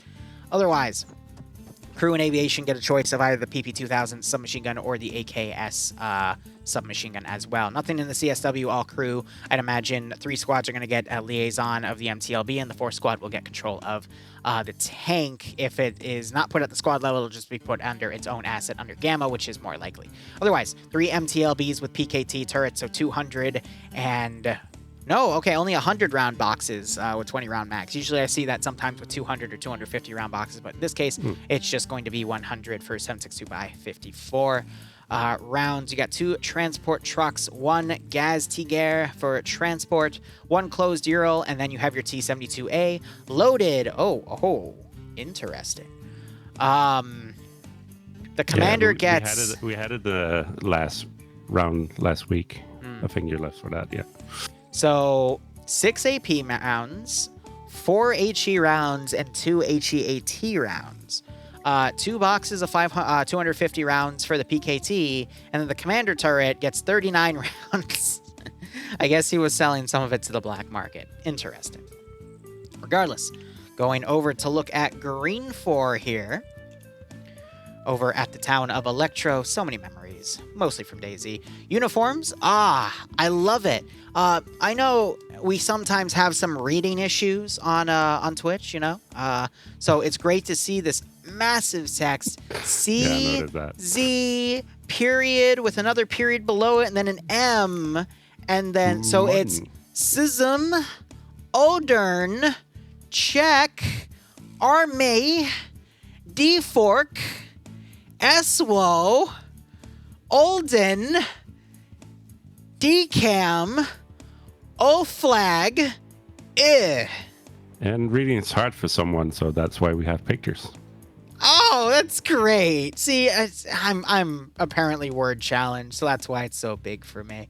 I got platoon lead again. I already broke down all this, so they're just going to be basically with a woodland camo here. Do you want me to try reading that again, though? I could always use the practice. That's what my doctor says. Anyway, loadouts. We're going to see SA-58s with HK-416s, mini-me's with FN mags, so more on the British side. Actually, no, that's a lie. A lot of countries actually use that weapon breakdown, Czechs included. Supposed to be Czech forces. So. M72s as the light anti-tank, T-5000 for the sniper, and then a choice of the Mark 14 or the AS-Val. I'm going to be honest, between an integrally suppressed 9x39 at a limited range or a suppressed M14, I don't know why anyone would choose the AS-Val in this case, because both of those you can turn full auto. No offense to Maz, but no reason for you to take the slightly bigger 9x39 if you also have access to an M14. But that's just me personally. And then a Scorpion or a 416 for the crew and aviation. Custom CSW stuff, there's nothing. By the way, just for reference, this is where you would see things like static turrets assigned to the squad or like a mortar assigned to a specific squad. Yeah, exactly, yeah, crew surfer whims, so... You know, you're exactly right. I forgot what CSW meant, so thank you. I'm an idiot. Anyway, they get a single Land Rover. They get, with an HMG, 3 transport Land Rovers that are closed, 2 static M2s, and an HMG Land Rover with, I think, the PKT on front as well, which is what the WIMIK stands for. I forget what it specifically is, but basically it has 2 guns on it. So it's even more of a fast attack craft similar to the M2 HMG. Now, quick note, those M2 rounds will penetrate into the MTLBs. but it won't penetrate into the T-72. Now let's go ahead and break down our roster here. For Op4, Vagrant will be commanding. I'm going to be honest, my personal top pick for commanders within FNF has a really good win-loss ratio, doesn't really do any stupid plans like Piercer Mountain sometimes. He's pretty solid. I'd argue the only better commanders I've seen are people like Flux or Stark or Bay, because they rarely command, but the 1 or 2 times they've done it, they've been perfect at picking how to operate everything. But because they don't command as often, it's a rare treat to see them do it. Vagrant, therefore, is my top choice because he is one of the most common commanders here. Otherwise, Tender being the X-Ray lead, we got Bad Reki, Katarino, Olaf, Revanche, and Kevin under him. Katarino taking the sniper rifle, Revanche taking the AKS with the 45-round magazines, and Kevin also taking the AKS with the 45-round magazines. For this terrain specifically, I'd agree with it. Might be a little useful in Electro to take an AS Val, but it's that Arma 2 level of Urban where you still have a lot of big open areas around it, so it's better just to have the 45-round magazines and the, extra ammo to do that fire rate on in case you need to go CQC with full auto. Otherwise, Ilvanek leading Alpha HQ.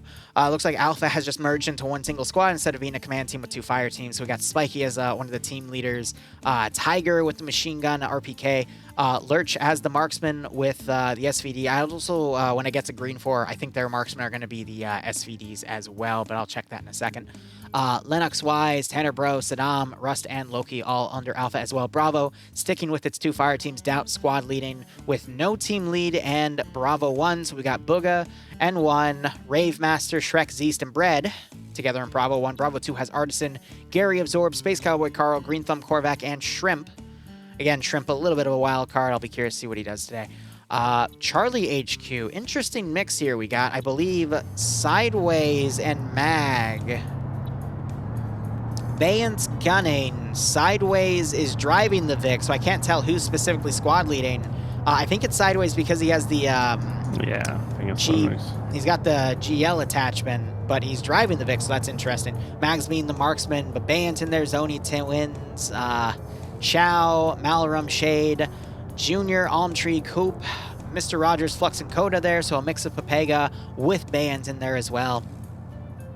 Katasugi leading Delta HQ as a team with Khan, Clods, Gopher, and Rat, and then Naders, G-Legs, and Mountain taking the tank crew over yonder. So, yeah, most of the tank platoon was taken out. Again, a tank platoon generally 4 vehicles, so that one T-72 survived. They're trying to climb the hill with it. There's no way in hell they're going to climb that hill with that T-72. It's way too steep. But it's going to be fun to see them try. Go! Wait for it. Wait for it. Wait for it. I'm gonna sell or something like that. My money's gonna flip it. Should be able to unflip it then, not just though. So He might actually make it. 2 hours later. Yeah, it's gonna be a pain to climb that hill though, in all honesty. I'll get better as you get that most steep part. I mean, based off the AO though, they're forced to go through the hill because otherwise they just have the MSR and then they'll come into this AO unsupported. So I get why, but dang, no flip. Anyway, that is going to be it. Y's also jumping into Alpha 2. He'll merge with the Alpha group there. But on Green 4 side, real quick, we're going to go look at Green 4's roster here on the uniform. Yes, big letters. Just for me. I love it. The Marksman... It's the same. Is also an SVD, yep. Yeah. Because in the loadout, again, they don't have Marksman rifles listed, so I never know. I probably should tell Indigo to do that. I've been trying for weeks. Anyway. Have you? Okay. Then again, you might listen to me, I guess. Yes, please. Anyway, I haven't messaged Indigo. I've only been messaging Maz about it, so that might be why I've just been messaging the wrong person. But anyway, going back to the roster information, we got Schult commanding. He's been up and coming under command. Doesn't have as good of a win-loss ratio as Vagrant, but again, that's because he's more so up and coming. I think for this AO, it's a pretty standard defense, but we'll get into the objectives itself. and break down the game mode. We got Blam as the 2IC Cheese as the platoon medic, but again, these 3 players are the objectives themselves, so as long as they stay alive, by the time the timer runs out, they win. There's also no room for overtime in this specific type of scenario. But otherwise, Maz leading X-Ray. He's got Falcon, Despo, and Timac together. I'd assume Timac is going to be the sniper. Yep. And Falcon, please tell me you picked the Mark 14. No, you picked an AS Val. Well, Falcon's Ron. I'm sorry to say, but he is Ron. And Despo took he's not a suppressed shooter. He's the 2IC because he has a regular 416. Interesting choice with that. They might have a 5th guy coming in, but otherwise Dreek leading Alpha HQ. Anderson, Wheaton Poe, Cosmonaut, Cool Breeze, Miller, and Banks all together under Alpha 1. Bridges leading Alpha 2 with Wiki, Fist, Green Shade, Dan Meep. I almost said Deep. Man, that would have been weird. And Martin. Bravo 1 has Yanni, Perton, Dooley, Waldo, Iander, and Grav with a lack of Nemesis. I wonder where he is. Oh, he's probably this Blank guy under Bravo 2. Chaos, Blank Man, Arcane, and Ace, because I can never say the first part of his name right. Nielsen leading Delta HQ, with Delta 1 being led by Montgomery, because you can tell because he has that 320 system. With Herb, Norris doesn't have the machine gun. Garcia and Drake all together. And then Delta 2 has Sablon reading with Sholin, Pinto, and Eagle. And then Steve. Sorry, let me say that better. Steve is by himself in Bravo HQ. And yes, I can never say Kabubi Face right. Kablooey Face? Kabubi Face? What is it? Kabubi. Kabubi. I know. Kabubi? I can never say it right. I'm sorry. But otherwise... So this is where the Czech Recon team was reported last. That's where they got taken out. Otherwise, Green 4 has started sending forces up. We've got Scandi Recon with 4 guys going up north. We have one of the M2 Vics coming up. It's just a regular M2. I don't see the PKT up on the front of it. Oh. So they're keeping that one in specifically for security. But there's 2 yellow zones. If the VIPs stay in the yellow zones, they won't be spotted on the map. If they leave the yellow zones, then Op4 will occasionally be pinged on the location of the VIP that left the zone so they can find and kill him. They just missed each other. Row 1 didn't stop, so they couldn't hear the Vics coming down the road. I just watched 2 MTLBs almost ram into each other. The rear MTLB is just drifting around. Well, I know from, what's that, the second round we played? That the desynced. Oh yeah, that killed the Vic, yeah. We had good fun. I'm really surprised they didn't call a 10-minute warning after almost all the forces got wiped, to be honest. Eight guys. Yeah, but versus like 40, I'm sorry to say. To be honest, I didn't know until afterwards. I think it was only me, Banks, on the server. That's fair. Otherwise, Green 4 completely bypassing as Op4 just charges down the MSR in a nice rush play. This is probably going to be a quicker round, but it's always fun to see them drift the MTLBs. I just saw a tree get taken out. That usually indicates they might flip as well. So many attacks where, because as soon as they get contact, they go very slow. Yep. Just saw an MTLB hit one of the trucks. No arming, though. No prediction? There is a prediction. It's actually still counting down. There's like 10 seconds left on it. But Noobish Professor, what's your claim to fame, since I see you got a verified tag next to you? If you don't mind me asking. I always ask any verified profiles that come in my little dojo here. Otherwise, first contact already being spotted. Gopher engaging with some of the apartment complexes. These are custom placed. Anything with a black shadow right here indicates that it's a custom placed building. I'd imagine this is probably custom placed to be the version that you can actually enter, because regular Electro doesn't have, it has this building, but it doesn't have that type of building that you can enter in from DayZ. So Op4 have pretty much charged right in. It's going to be a little tough here. There's a lot of open area for them to have to maneuver. We'll probably see them rely on their MTLBs for local fire support to help push them up. But if Green 4 have the proper AT, they should be able to pick those vehicles up as they go in. Plus we have... Scandi Recon and Bravo, Liru just went for picnic, it seems. They're all the way up. Oh, yeah, they're way off. And the main fight's already beginning. We still have the tank also coming around. They've had to climb a ridge, so they're going to be probably another 5 minutes out. And then all downhill flat terrain to come in and reinforce. Eventually, we'll see this group pull back and potentially hit some vehicles on the rear, but look at this massive smoke push we're seeing. You can in 2020 Cherno, but this is old, you know, Arma 2 Cup ported Cherno. I think specifically Chernarus Autumn based off of the color palette. Summer would be more green and winter would obviously be white. But I like seeing these vehicles charging. I just saw a smoke grenade take out a tree. That's one of my favorite features about this silly game. Should a mine go off somewhere? Might have been over at Alpha 2's position. And we have another MTLB completely on its own. That's AT bait right there, but Green 4 doesn't have any players nearby to engage it. Infantry to dismount. There is no infantry in that one. That's all the way towards the heart of Electro. Oh, So I don't know what it's doing over there on its own, unsupported. But then again, that happens all the time. Meanwhile, infantry dismounted by another MTLB.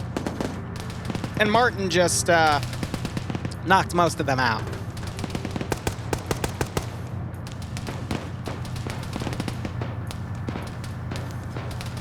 So he's throwing grenades, but I think the grenades are gonna... Oh, no, they're actually getting there. He has a full squad in his back. Yeah. But the smoke's probably gonna obscure the infantry from seeing him. A grenade landing right on top of him, and that knocks him unconscious. A lot of fragmentation just hit his back. But yeah, this is gonna be a quick round, as I said. Green 4 still marauding in the back. I guess they haven't been told that the assault is happening. They're looking for the tank. Well, it's literally marked on the map, though, as the armored platoon. So I guess no one just read the silly map and realized. Junior coming up. Is he going to double tap? Oh, Martin just failed his wake-up check. Korvac put some shots in him. Still ragdolling. There's Korvac finishing him off. Looking at the skulls here, we got Dreek, Wheaton, Martin, and Eagle all dead. Blue 4 have lost Flux, Booga, N1, and Ravemaster, and Ilbanek. So, still acceptable losses here because Op4 have that number advantage. But with the amount of Green 4 in the westernmost objective, it's going to be hell to clear that building out, that's for sure. Sedan has had a good fight. No friendlies in Cherno. See if Sedan runs into Nilsson here. I love how there's a blank and naked man at Green 4 spawn, just standing here looking at everything. Are they picking off people up here? No? Sholin firing back at something. Ah, an MTLB just tried to suicide charge in and got stuck up on a trench, and we just heard that tank fire. Yep. Herber's down.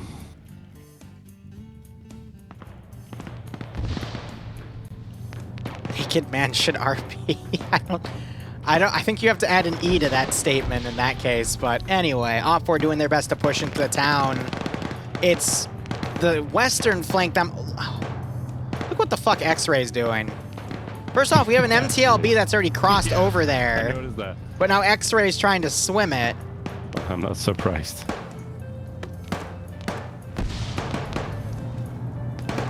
I'm not sure that's a good position. Like, I understand that you can shoot in if there's like people are in buildings and they need to go all the way around. So it might not be worth it, to be honest. The really dangerous part about this attack, though, is Op4 have gotten their foot in the door. They've started getting into the building super close. They're closing the CQC. Normally, when you have an FNF round play out like this, where Op4 is able to, with their number advantage, push in and start engaging at close range, usually the attacker then wins. You could still see some upsets with the PvP itself, but just the sheer amount of guys in the AO is going to make this really difficult. And now you're having that tank fire in with some HE rounds, and it's got some HEAT. I think it's going to be able to deplete all of its rounds before Green 4 are able to fold their forces back that have been hunting it. I mean, it managed to kill a guy and knock out T4 Herb with an HE round, so let's go ahead and actually look at the tank here. Yeah, G-Legs is on 3 kills with that tank with 2 HE rounds that he's fired, so when Herb bleeds out, that's going to be a 4. So great use of an asset, which we rarely see in FNF, no offense. But, yeah, I mean, they're in a great position for it. I think Rick actually played it last week as well, and had 3 kills as well. So. Bridge is trying to put some GLs at the Op4 group coming. He's made all of them turn around and route for that. Heard some AT get fired. Don't know where it went. I heard an explosion off to the right, though. But it sounded like a Maz firing. So this western attack has been stalled, but the northern attack's starting to come in. They could pincer the leftmost objective and break it. MTLB engaging someone on the rear and actually taking him out. That was Bay. He's on 2 kills because he's solo crewing that piece. Interesting. But great use of vehicles by Op4 here. Blue 4 just hasn't been able to counter appropriately because they let Op4 rush right in. Now if Green 4... I might have called them Blue 4, that's not my mistake, but if they had a more staggered defense, they would have probably been able to stop that smoke rush, or at least engage them as Op4 rushed right in. So a little bit of a mistake there. I get it, though, with their number count. They want to hold these buildings instead because they're very advantageous for CQC, but now that everything's closing, you see Green 4 now turning around, starting to engage this easternmost group coming in, but that's going to alleviate pressure for the western group to then push. And you're just going to see a pretty nasty pincer close on this as Green 4 is slowly picked off. Cosmonaut continues here to come up right behind like 6, 7, 8 guys. Is he able to capitalize on it, though? He doesn't have an AR. There's 2 explosive charges. He does have a little slit here. Knocks out nice Spiky slit. and Clods. They won't notice where he's coming from. Oh, Russ joke up. Oh, Lurch is going to see him. Lennox is going to see him instead. No, they don't. Holy crap. What the hell happened there? There were 2 explosive satchels on the corner, and someone decided to detonate it. That scared the shit out of me. Come on.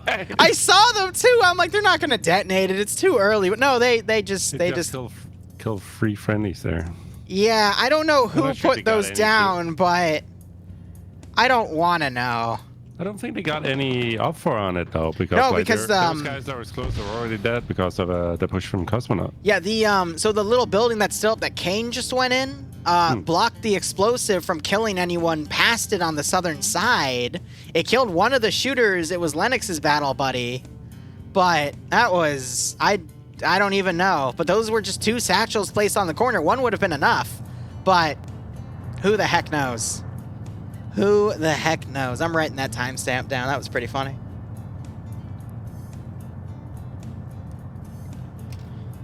All right, so that's made that attack a little less effective, but even then, Green 4 lost quite a bit of men there as well. Rat was also climbing the ladder. I think he actually died to the shockwave reaching him. Just trying to look. It might have been Cold Breeze over Miller. Interestingly enough, Cholt has died as one of the VIPs in the opposite area. Blam is still in this area as well in a little modified bunker they made, but I think Tilster is still in this other building. Numbers-wise, you still have those guys on Green 4, Bravo 1, looking for this tank, but they just can't seem to find it, so they've been a little useless. They could come back in later on to defend the VIP at the easternmost objective, but numbers-wise, I think Op4 has this, but it could still turn around if Green 4 is able to really capitalize on this building. Tilster getting breached and killed, so he was the second VIP. So now Op4 just needs to clear that building out and head to the other location. But if we see this easternmost group just fold into the eastern objective, not the westerns actually collapsed on this building, that's going to be all they need. Did one of you just kill a friendly? If someone is dead, they might have, because there's no info there. I guess not. I think they're shooting at the other one, yeah. The next is. They're going to tell Blam to vacate his spot. Oh, look at Bravo 1 now. They're right behind the tank. You know, I'm going to be honest. Setting up. Yep, there you go. I think this spot's fair game because you can just throw an explosive in it and kill him. To be honest, it's not that bad of a spot. And I mean, it's clear that there's going to be someone in there.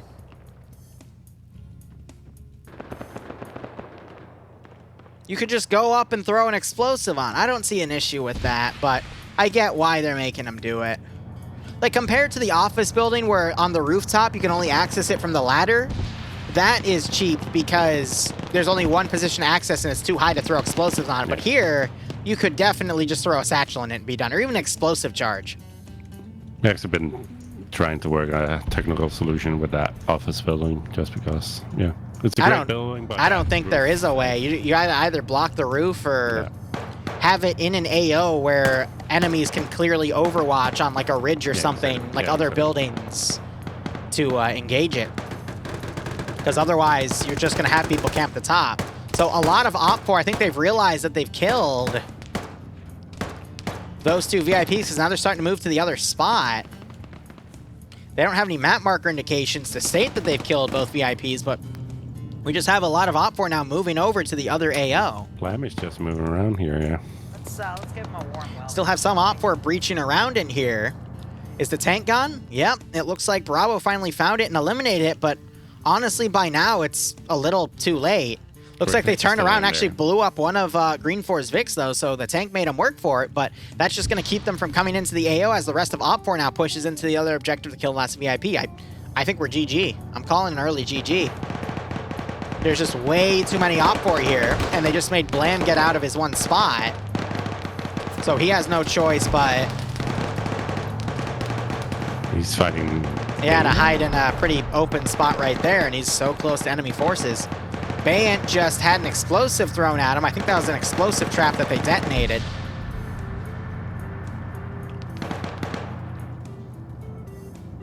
But I think it's GG here. I do like how Sablon is trying to get into this MTLB to see if the PKT still works.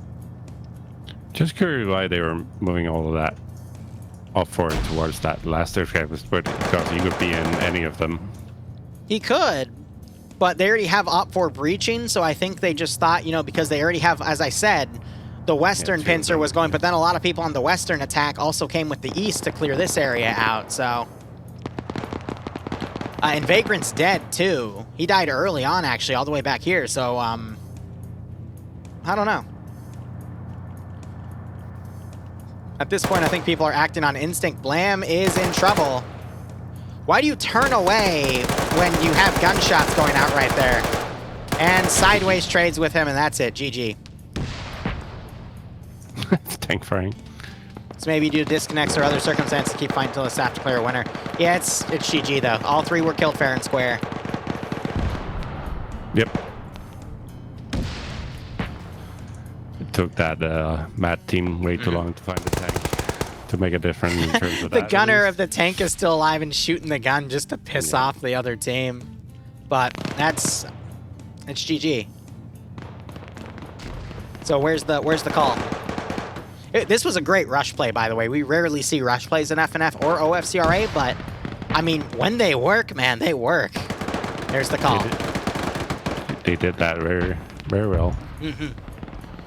But I mean, in an AO where you're surrounded by open area, if you come into the outskirts of that open area and you don't take fire, you might as hell go for it. They then dismounted and covered positions, did a smoke charge, and Green 4 was just on two... They kept moving. Like, that's not something we see all the time, and that's how you should do it. They just kept incredibly inward positions, and it worked out for them.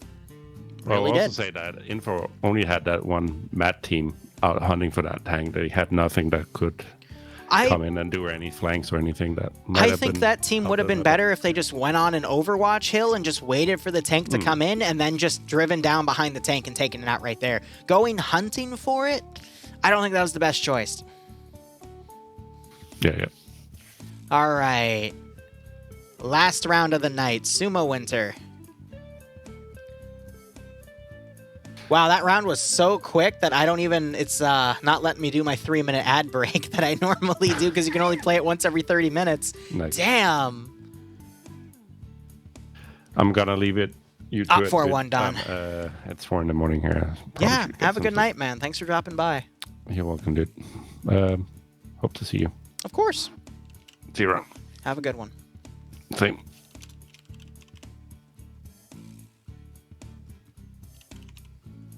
All right, this is round 3. It's a 2-ad sector, Blue 4 attacking Op 4. All right. Attacking 2 Op 4 sectors. Blue 4 has a 10%. 10% numbers advantage. 2 AAVPs and 2 M2 Humvees.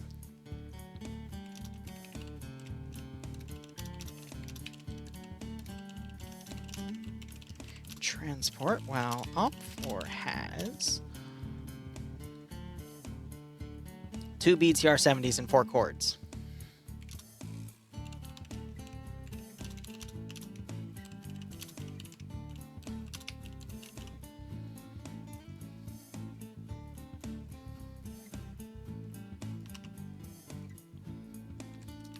All right, that's saved on the command. And I'm going to do one of my favorite picks for all winter maps. We're going to do Snow Worries.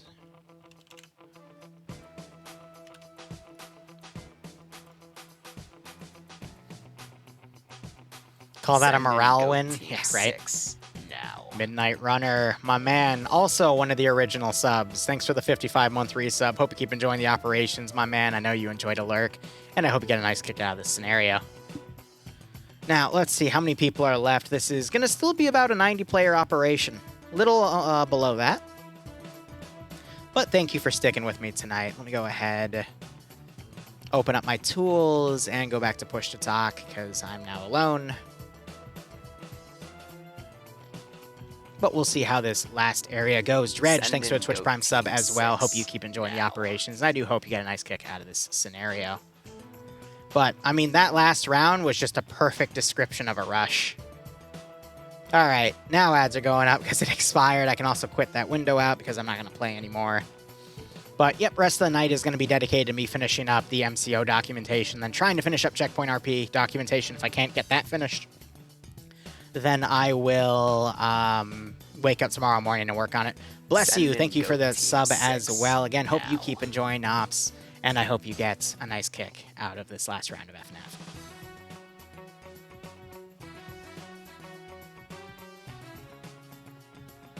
FNAF. Do I get anything from Prime sub? So here's how subbing works. If you give me a Tier 1 sub, I get $2.49 out of that $4.99 sub. If it's a Twitch Prime sub, I get $2.48.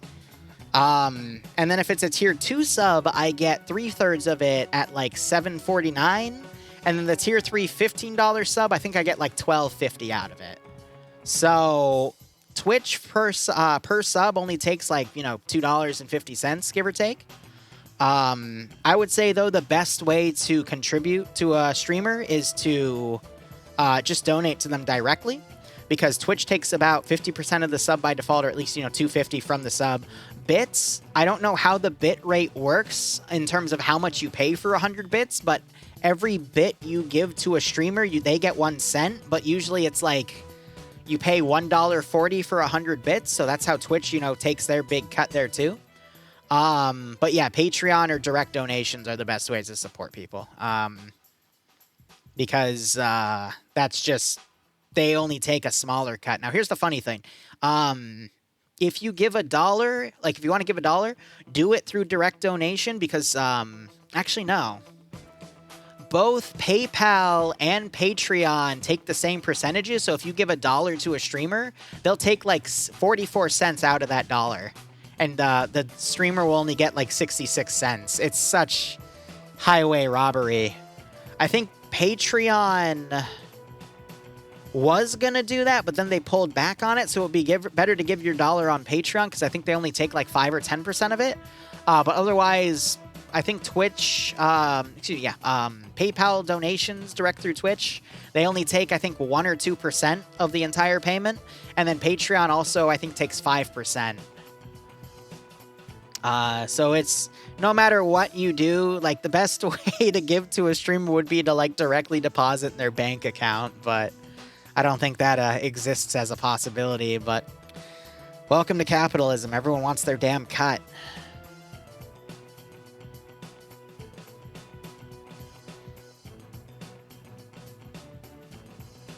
Bloodsuckers, man. And then the IRS wants their cut as well. Oh, tax season is coming up. If, then again, it technically is already upon us, but I always wait till April to pay it, because, That's when I have to give quite a bit of money to the IRS, but that's that. I'm going to lower the music volume slightly.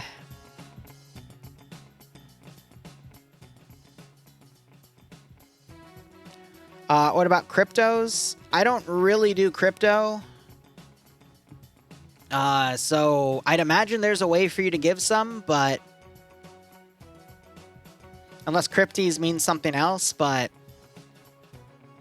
yeah, I don't do crypto. Maybe one day I'll take it, but it's not really a focus right now. Right now for this month, I'm just focusing on doing some minor upgrades for Patreon.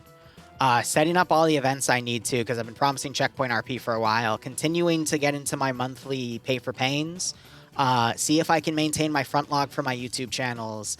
And then I think next month I'm going to focus back on some other smaller utility stuff for both YouTube and possibly looking into getting back into merchandise. But I'm just trying to tackle a few small projects every month. And I also want to get into the Green Hell project that I started and then postponed because I want to do the Ukraine charity ops. And then a few other things got in the way. So really just for 2022, I'm trying to take it easy, get into a new standard for everything, but otherwise not tackle anything major because I don't know. Some people want me to become a VTuber. Some people want me to try another video game like Squad and get heavily into that. And right now I'm just trying to maintain what I have and work on some really cool minor project for that.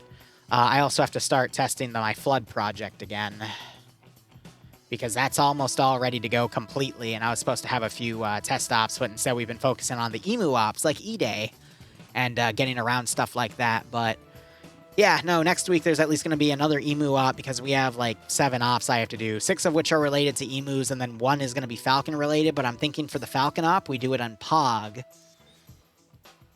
But I'm still debating how I want to do that.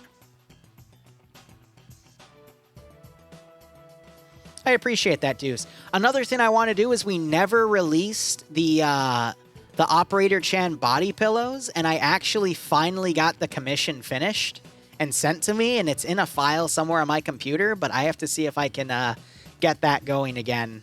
And I'm not sure if that'll be something I'll be able to advertise, because we have a really lewd side on that pillow. Oh my gosh. He went really heavy on the toys in the Ahiago face, but, you know. Have you ever done a Halo Checkpoint RP? No, but it's on the to-do list. I let people vote for their own Checkpoint RP, so the next one, which is going to be in a few weeks, is a World War II one, but also for that, I'm just going to say believe it when you see it, because I've pushed that thing back by months because something kept getting in the way. But usually for my major events like Checkpoint RPs and MCOs, it's always the player base votes on that. The only thing where I have total control is the pay for pain. Because, I mean, that one, it's the player base having the pain, so I don't really let them choose. Because it's more for you to choose, so I'm thinking one day, when we start varying the mod sets for it, I'll let you guys on like a YouTube poll pick. But we'll go with how, we'll just go with the flow for now. With Ukraine in mind, warthogs and scorpions make sense now. 5s I don't follow. Oh, and the World War II Checkpoint RP is going to also, it's going to have some slightly offensive stuff in it, to say the least. Armor is useless? I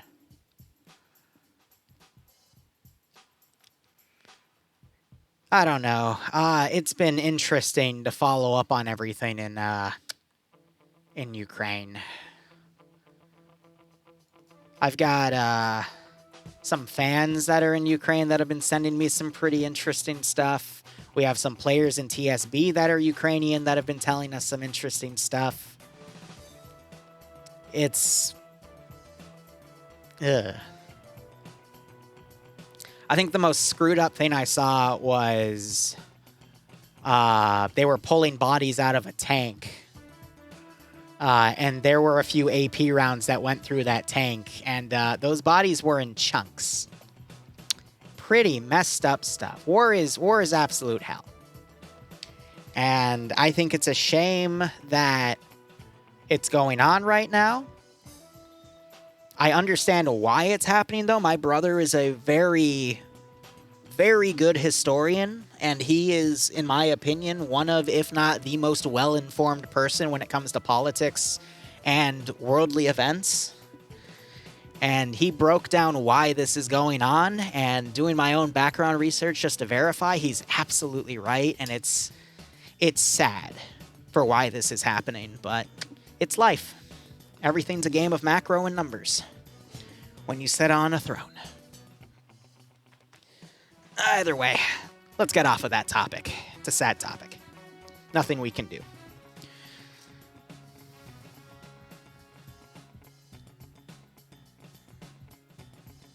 It's also, yeah, it's also only going to get worse because all the mudslinging Russia is trying to do with saying there's bioweapons and dirty bombs and all this other BS that can give them possible justification to start using even harsher methods. But we'll get there when we get there. But I pray we don't. And this is coming from an atheist. But regardless, let's get on the topic of NA Round 3. We don't have a map, so I can't tell you what's going to happen. But otherwise, let's see it. Back to Bully and Falcon, exactly. And yes, I am working on trying to make giant flying eddy drones and giant flying regular drones. We will have a dev stream next week because Pay for Pain is not next Thursday, but the Thursday after. And I'm going to be working on some fun stuff for that. Oh god, they put something in Morse. All right, looking at the roster here, Vagrant's going to be commanding again. Nice, but let's go ahead, hit all of our commands here, and go ahead and look at the mission info. Very small, brief mission made by Mountain. Ugh. Excuse me. Mountain is not going to give you a backstory. You have to come here to kill, and kill you shall. Blood for the Blood God. 40k references. Nice. Area of operations. Cold War Germans versus Russians. Note, death is a preferable option to communists. I wish I was a fish. Okay. Okay. So, game mode is ad sector. It's not sequential, otherwise it would be called a rush ad sector. Mission will go into overtime if there's only one active sector remaining and the attackers stay inside. So, potential for an overtime play here. Defender points, 5 points below the 125 because 125 is standard. It doesn't state yes or no for the magnified optics, so I'll look and see if there are magnified optics on the field. No night vision equipment. Render range is 750 meters. And it looks like defenders only get 2 AT rounds per, but the op4 players get 3 AT rounds per and an HE round. So a little bit of AT favoritism going on to op4 there. Otherwise, looking at blue 4, again, a breakdown. We got platoon lead, the platoon sergeant, squad leader, team leader, assault rifleman, or auto rifleman. I keep saying assault. Gosh darn it. Auto rifleman assistant, grenadier IR, which are basically the same, except this guy has a hunt IR system, which for Cold War, that's kind of weird. It's iron sights. Thank you, Nem. Machine gunner assistant. Yeah, they have iron sights only, Nem, but they have IR cameras. They have hunt IR rounds. Interesting. Combat engineer, light anti-tank, Mat Gunner 1, Mat Gunner 2, recon sniper. No, excuse me, recon soldier, so the suppressed shooter guys, recon infantry for the squad leader and the additional infantry in there. Designated marksman looks like it's going to be, I think that's a Mark 14 with a bipod in the black camo. Sniper is going to get either an M24 or an M2010, we'll see. I'm probably wrong on that, though. Crew lead, crewmen, pilot, medics with the medical helmet, and then the base kit. Loadout is going to be HKG3s.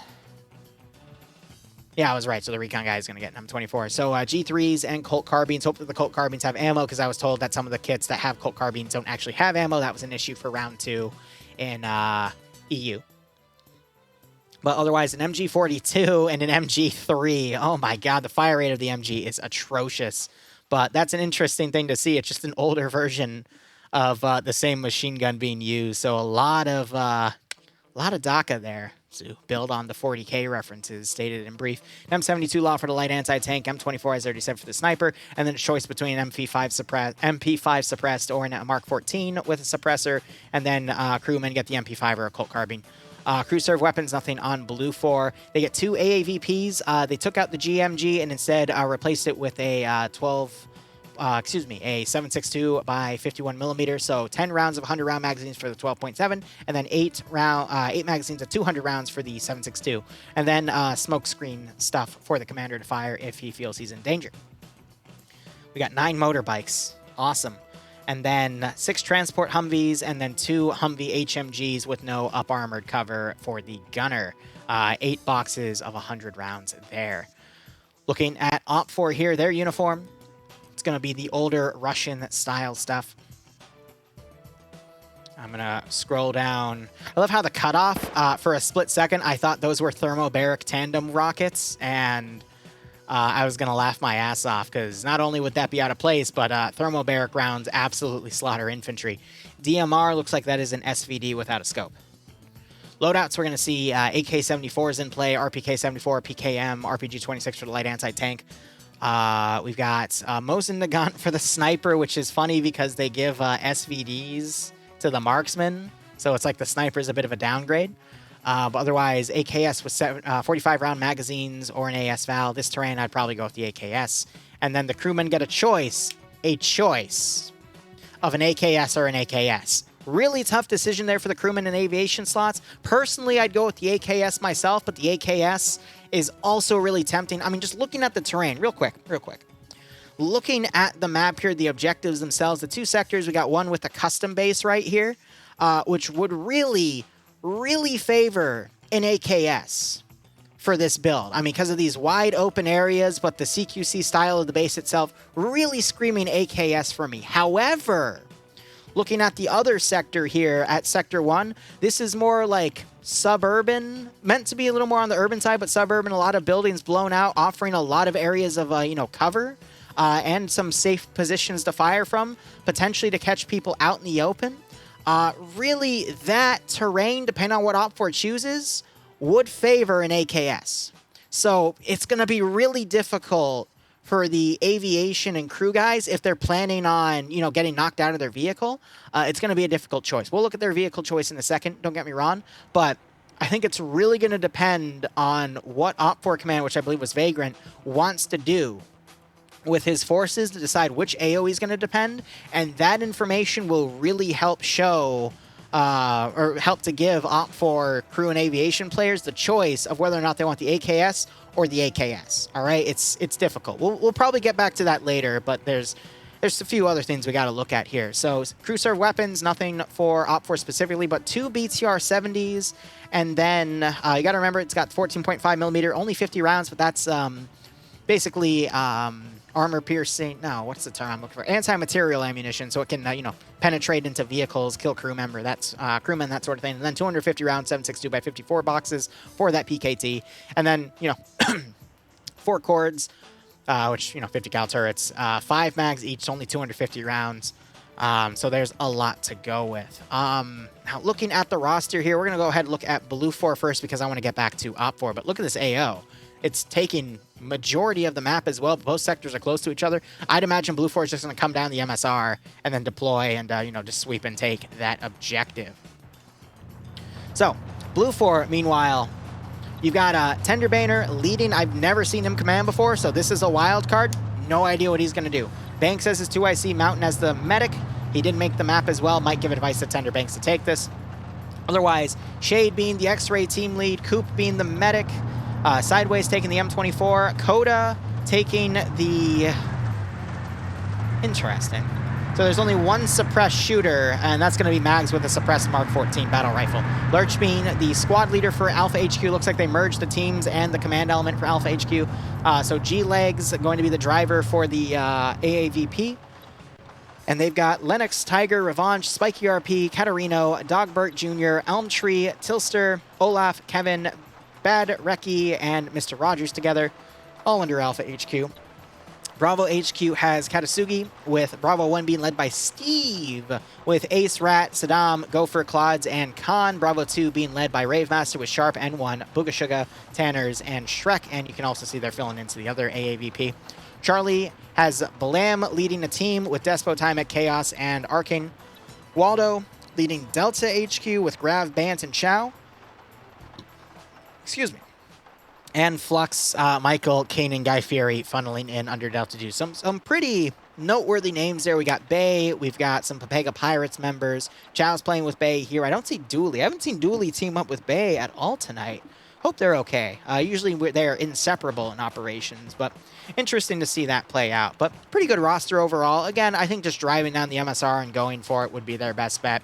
Op4 doesn't really have any counterattack capability. They could try the BTRs, but those are really slow. But we could see one just go up the MSR, set up an ambush on this bend, for example, and then try to take out what they can, you know, hiding stuff in the roaming hills. That could be their best bet, in all honesty. But otherwise, looking at Op4's roster, we got, again, Vagrant commanding, veteran commander. I would say he is, you know, the best commander here. And he did win the last round as Op4 command. So we'll see if he can go 2 for 2 tonight. We have X-Ray. I don't know if Falcon's leading it. No, he's the sniper, so they don't have a team lead. But we got Loki as one of the regular riflemen, so I'd assume he's in command of it because Falcon's sniping. And then Rust and Dooley both taking the suppressed shooters. Dooley taking the AS Val, Rust taking the AKS with the 45-round magazines. Interesting. Dreek leading Alpha HQ with Anderson, Maz, Poe, Martin, Purton, Miller, and Iander there. Alpha 2 has Bridges leading Wiki and Green Shade. Charlie HQ, looks like there's no Bravo, is going to be led by Nielsen with the teams intact, with Sablon leading Charlie 1 with Garcia, Pinto, and Norris, who's going to be an explosive specialist. Interesting. We got Corporal Montgomery with Drake, Herb, Eagle, and Sholand for Charlie 2. Delta has folded into one fire team. It's going to be Korvac, Artisan, Zoni, Absorbed, Space Cowboy Carl, and Shrimp. And then Cosmonaut and Cool Breeze under an Alpha 1-3-3 team, which I think is meant to be a Gamma team. Interesting choices here. They went with the AKSs. Well, hold up. Cool Breeze went with the AKS, though. So that's interesting that Cosmonaut went with the AKS, but Cool Breeze went for the AKS there. And then G1 is going to be that other BTR crew. Twins, interestingly enough, is going with the AKS. And then Malrun going for the AKS, but he folded the buttstock off, creating a third choice. Wow, that's interesting. And then Schultz, wow, he went for the AKS too. I mean, you got to remember, it's a really tough AO, all right? There's so many different ways this can go, but I'm seeing it split pretty down the middle between the AKS and the AKS. I mean, I kind of get why. As I was talking about earlier, you know, one AO seems to really favor the AKS, but the other AO seems a bit better for the AKS. So I think they're just splitting down the line just to make sure all bases are covered. But at the end of the day, because they are the BTR crews, it's going to be tough to see if they're even in a position to use the AKS properly, because they might go out here instead and find that maybe the AKS they chose isn't the right AKS to use, all right? So, or not the right weapon to choose, you know what I mean? So it's a tough call. I think if they're going to be offensive, like what this BTR 80 is suggesting, I think the AKS, that's Shrimp, he doesn't have an AKS. These guys don't have AKSs. I'm trying to figure out, okay, so they're in the vehicle here. So, I mean, you got Cool Breeze with the AKS, but Cosmonaut has the AKS. So, again, splitting down the line in case the vehicle gets destroyed. I guess for counterattacking or attacking in an ambush fashion,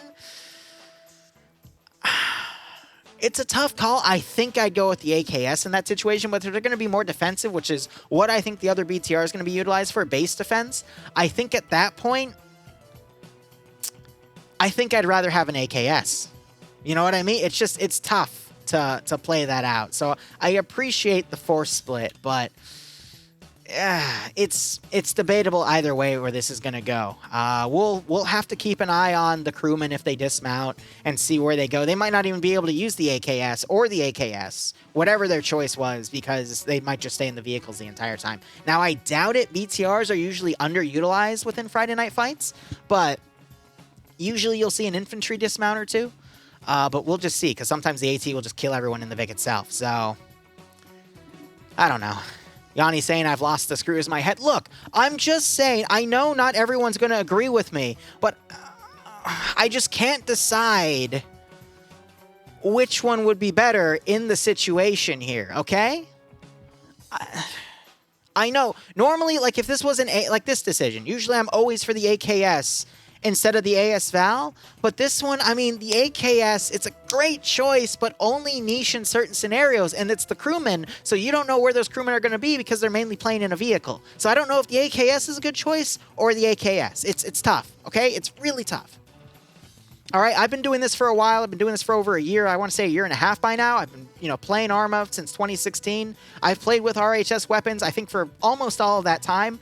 And even I would have difficulty with that decision because it's going to depend on where you're ordered to. But again, it's such a tough call. And with the last round of the night, everyone's tired. People are going to be prone to making mistakes, but you still want to try to maximize your kit to the best of your ability. So it's really, really tough. To the past asking, what was the weapon you think they should use again? We're going to be on this for all. We got 1 minute remaining until the round ends. Look, again, just to break it down, all right? If they're going to be defending this AO as the crew because of this big open area around it, I would, honest to God, 100% go for the AKS. All right? I think it's the best choice here to really maximize these open areas to lock them down. You got these tank traps over here that they're going to have to literally climb over with enhanced movement or whatever, and that's where you could really spray people down with that choice. But if they're being assigned to defend the other AO, which is more suburban, more buildings to go for. Yes, there's open areas around it, but with the numbers, you're going to see more like infighting between buildings and whatnot. Then, in my opinion, only then would you go for the AKS, all right?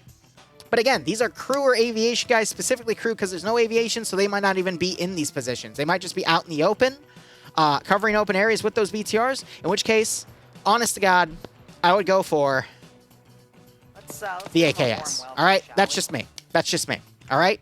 But everyone has their own strategies when they play PvP, so you never know where you might end up on, and that's just, the factor of PvP itself. So, I don't know. If I had a dead horse to beat, I'm going to be honest, Arch, 100% AKS, all right? Every time it would be the damn AKS. Every freaking time. All right, Blue 4 going down 2 MSRs. They're sending X-Ray down the route, which I decided Mountain going off the road and trying not to kill himself here. And then he goes off the road again. And now he's going the wrong way. Mountain, you're that way. That way.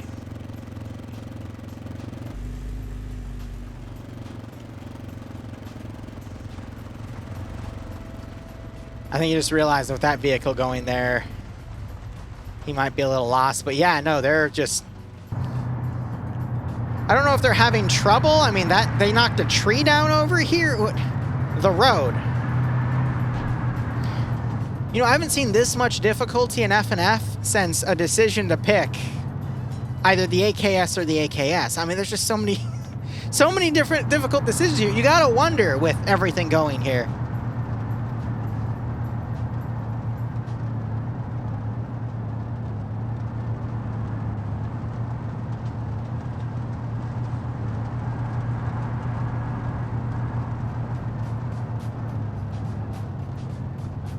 Otherwise, Op4, they've deployed forces up to this hill.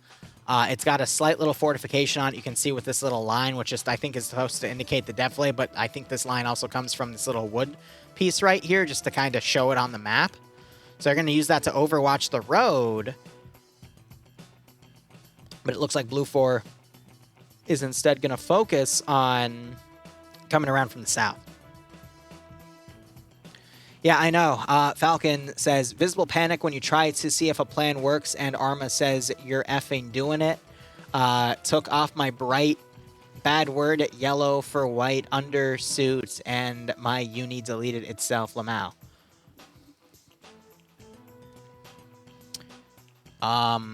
He was X-Ray, right? Ah. So he's Nakey now. I'm going to be honest, though, the white camo's well with the snow. I mean, his skin color doesn't, but he's camouflaged now.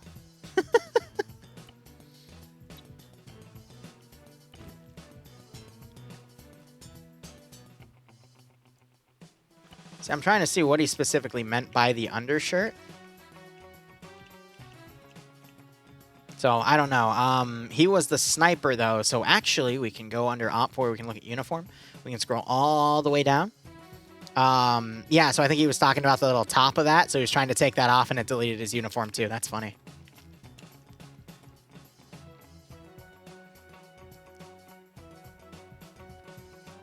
That camo would go great with an AKS. Mal, I'm glad you brought that up.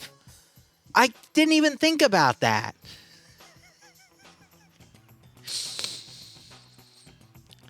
If we had the time, if we had more time in Safe Start, I would love to go over camo patterns, matching them with, you know, the choice of AKS, but I don't think we have the time at this point.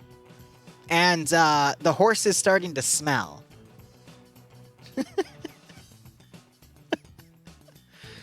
I'm debating whether or not I'm going to make that into a highlight just to troll people. But which AK? The AKS killer. That's what we've been trying to establish.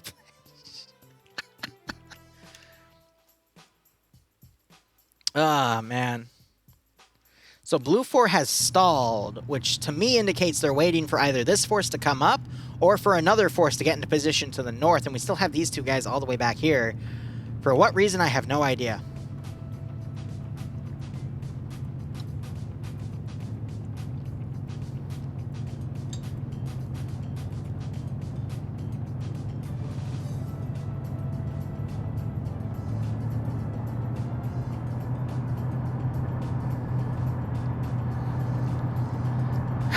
Not enough AKs. You never know.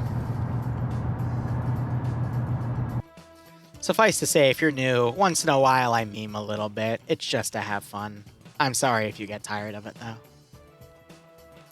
It's 10:30 at night. Usually by now I've covered 5 or 6 rounds. In this case, it being 5. Because usually I don't cover round 3 NA.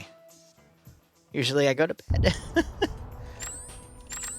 Something just exploded and it caused my night vision to go off. Where was the boom boom?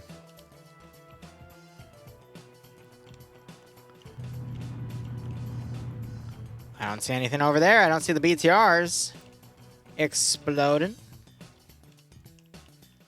Sounded like it was over here. You know, there's only one gun I know of that can cause a vehicle to explode like that. Or that certain type of explosion. Guys, I think you know which gun I'm about to bring up. I'm trying to see where the explosion was, though. I think it was a satchel going off, maybe to take out a building. But, yeah, Spartan, you're absolutely right. It's the AKS. I enter panic firing here with a regular AK. See, that's the issue. The regular AK sight, you know, you're going to start seeing things. Would have been better if you took an AKS. I can't. This is just going to be the AKS round, isn't it? What if we had the BTR just marauding up here? Out for a stroll.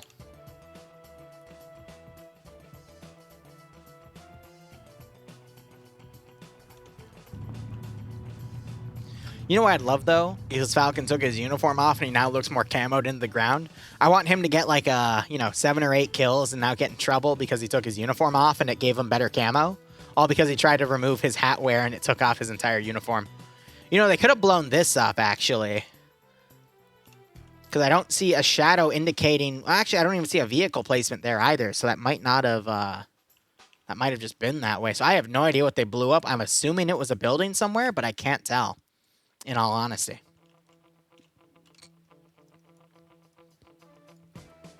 So now we just got to wait for these forces to fold in here.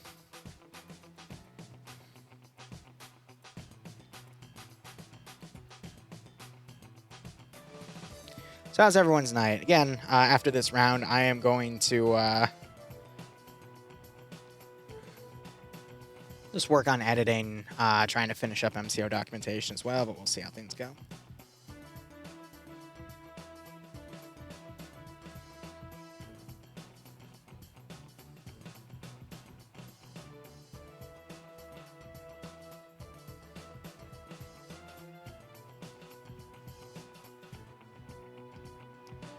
All right.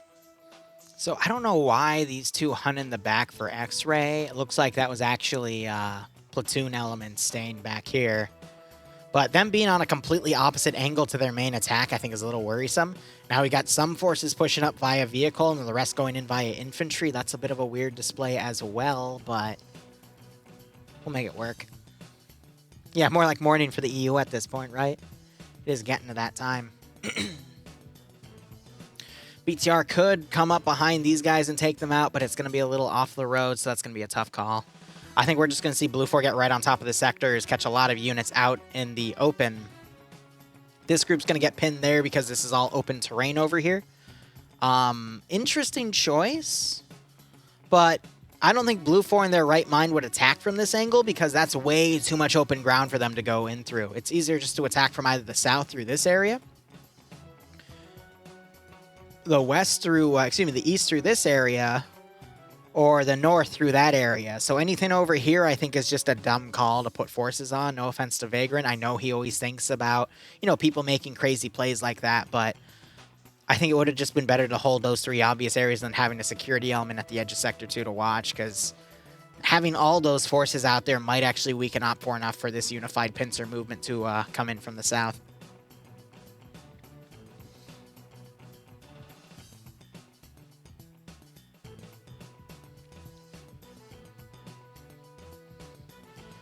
So there's going to be a lot of dedication to movement at this point.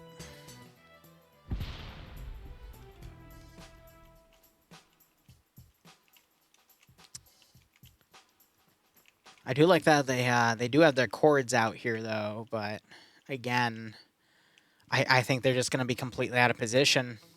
BTR is out here in the open, sticking out like a sore thumb. And they're looking the opposite. I can explain why they're doing this. Look at his weapon choice, all right? He picked the AKS. Again, not the best choice for these open areas. Now, if he was more over here, I think he would have actually gone for the AKS, which is a much better choice for these open areas, but he clearly went for the AKS that, belongs in the suburban areas. That might be a little tough, but we'll have to see how they go. But I do like that he's trying to scout out for this vehicle. We'll actually take a look at his first person. He is looking around. He might be able to guide the BTR into firing here. I don't know. I don't think an AKS could defeat a Javelin round. I mean, you have the Javelin cages, right? Those have been working out, right? No.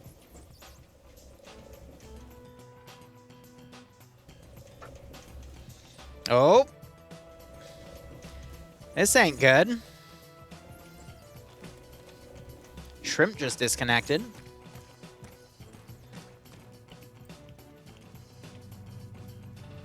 This is a single man driving out on his own, I guess to be bait? Making Op 4 think that they're coming from this direction. I mean, that's not a bad call, having a feint like that. He's made everyone get on their statics. Tanner's, I mean, now they know there was only one guy in there that dismounted. But yeah, he's going to pull attention over here, and that might allow Blue 4 to walk right on top of Sector 1.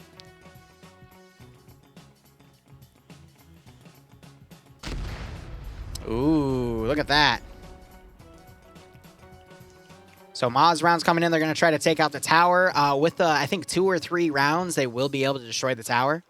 But that's only if they also use the HE round itself, because that does more damage to the buildings. Then again, this tower is a little finicky with its physics. But yeah, 3 or 4 rounds should actually do it. Actually, no, it's, let me look at the mat settings again. Yeah, so it's only Op 4 that have the HE round, so Blue 4 at the Maz, they would need to have a squad basically use all of its rounds to kill the tower. For the squad, so both the gunner and the assistant for 4 rounds total between 2 rounds per player. What is Tanner's here? He's just a regular rifleman from the looks of things. No, he's someone's assistant because he has the Alice pack. Thought I saw GL rounds coming in here. I'm not seeing any ordnance being delivered, though. No flares or smoke. Another Maz round going in. I don't see a texture change, though. Interesting. Now you're hearing that 50 cal firing in. The question, though, is were these 2 pincers supposed to attack at once? Because this southern pincer is still a little delayed with the AAVPs. So that's only making Op4 fold their forces down, but also allowing for the Northern X-Ray group to come around as well. You got Mountain going on his own as the medic, platoon medic specifically. These guys are all in the open. They've lost a guy. M2's doing its best. It's caught and actually eliminated someone with a spotting scope out in the open who was looking the wrong direction. Now you got Falcon naked here. It was Dooley on the spotting scope. Interesting. Falcon's also gotten a kill. Wow. So I think he actually is the one that shot that one dude right there. So these guys are now hiding in the cover here. Now, is that blue on blue? No, there's a hill in the way. Weird. So interesting choice of assault for Blue 4. Not what I would have expected.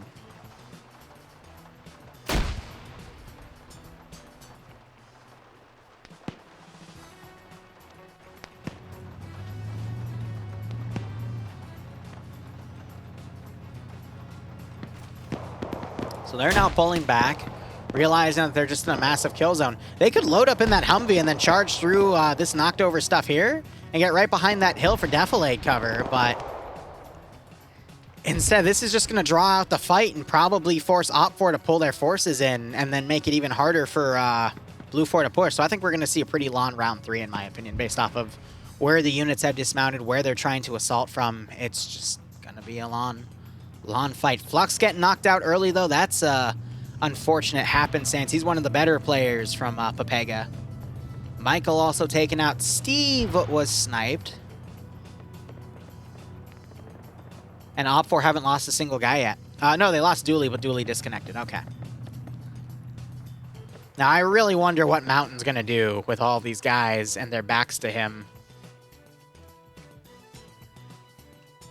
He's got that bright medical helmet, though, so he's not really going to be able to hide his way through that. But X-Ray coming along this other side, they could sneak in and do some pretty significant damage. They don't have any AT, though. Now, you hear that M2 firing up at this position. That's causing them to keep their heads down. But I think Mountain could systematically engage and eliminate those guys.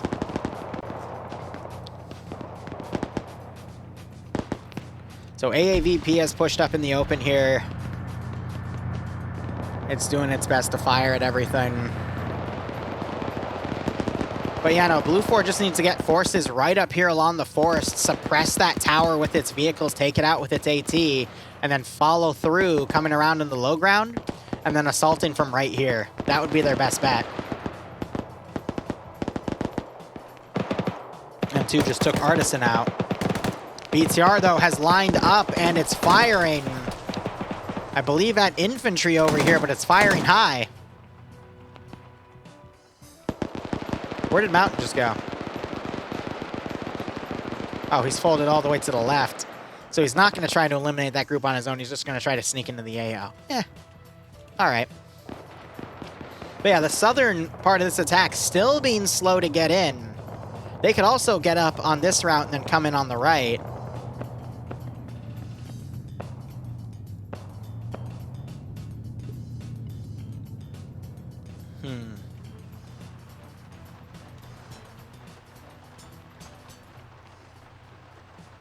I don't know. It's just the force also feels really scattered right now. You got a few guys up in front. Caden, one of the best players in my opinion, who really does like to go off in solo. He got hit a few times.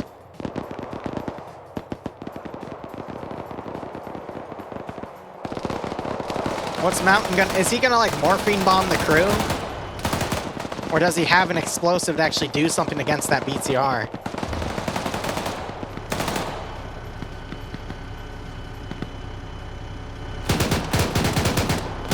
They're doing their best to fire at that vehicle that's moving quickly right there.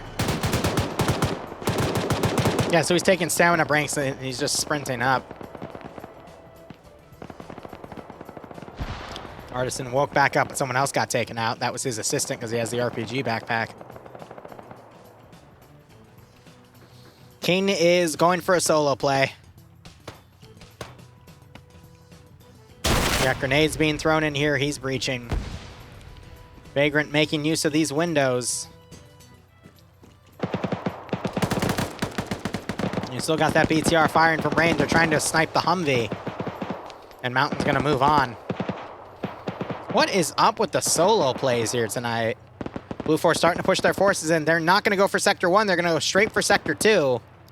2 people remaining in this sector. Vagrant and Loki are here. If King has any explosives, he could take that out. Guy Fieri also getting taken out here. So it was a team with Pepega coming in, and most were taken out. Booga being fired at, but he rolls into the hill behind Defilade.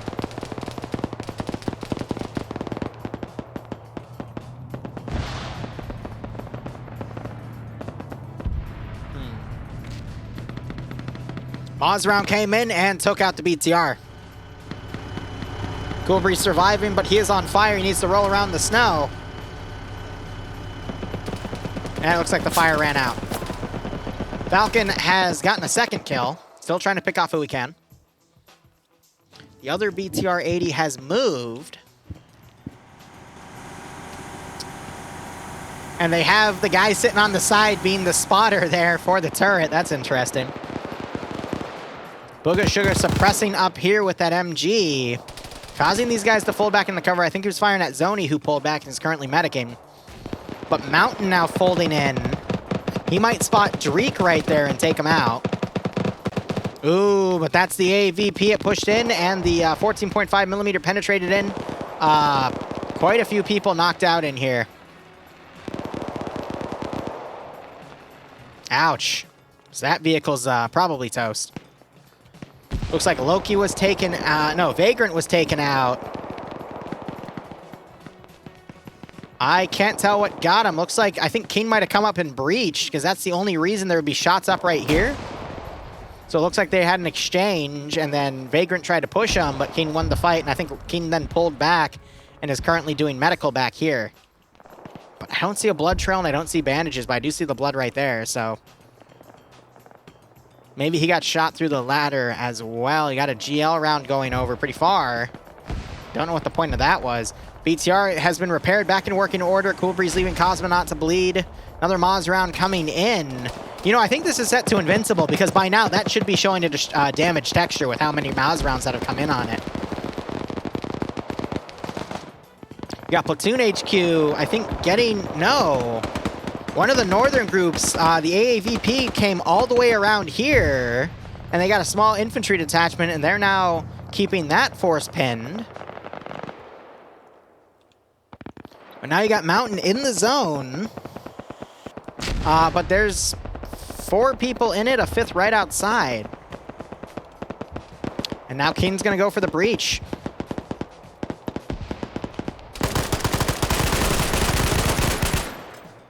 There it is. So King got crippled in that fight, but basically either he quickly tapped that G3 or said it's a full auto. And he was able to get that sector. Mountain running around, not catching Twins. Twins not catching Mountain. Op4 folding in forces. We got this infantry squad that can come in, though. We need to see Mountain make a play at this point. Let's go check on our friend Falcon. Still on 2 kills. Trying to see if he can pick off anyone else, but Blue 4, I mean, their movement has been really, really slow. You got the HMG Humvee trying to fire. I'm not sure if they're trying to hit this, or if there's an Op4 guy in there they were trying to take out. The gunner for that Humvee's gotten a kill. Gunner for this Humvee has gotten nothing. But yeah, Booger, he's basically checking on friendlies right now. He's trying to medic them, but they are indeed dead. Yeah, another BTR hunting. RPG landing super close, though. I think that was Artisan over here. But yeah, just Op4 has a lot of forces out of position here. Platoon HQ Tenderbaner. Why does Herb have an RPG-26 out? What? Oh, God, and he pulled out the AKS. This is what I was talking about.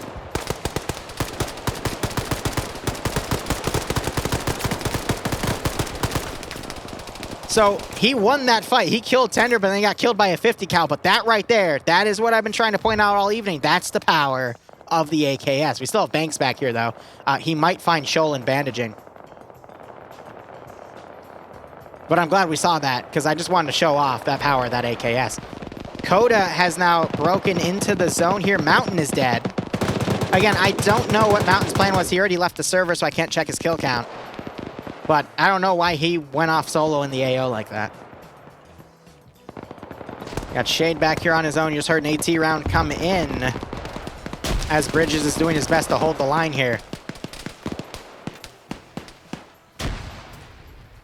Bridges throwing some grenades out. Ooh, little far. That's going to go right on Bad Freak. Literally, he was on top of that and it didn't kill him. Bridges getting a kill right there, though. And he's going to now fold into the sector. I don't know if this Blue 4 group can get in here following Coda and just sweep that sector. They can actually take this right out from Op4's nose, because that vehicle, them being in a Vic, doesn't count for them being in the sector. Same with anyone on a static. Now, I think King was killed off. No, he isn't. Where is he? Oh, he's folding in right here. And then you got Falcon back here.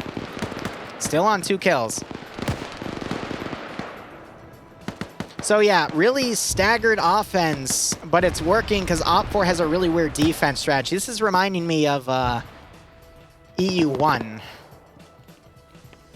The attackers eventually lost, though, because they were keeping forces in reserve, but here we're seeing at least all the forces stagger in or at least engaging Op4 elements.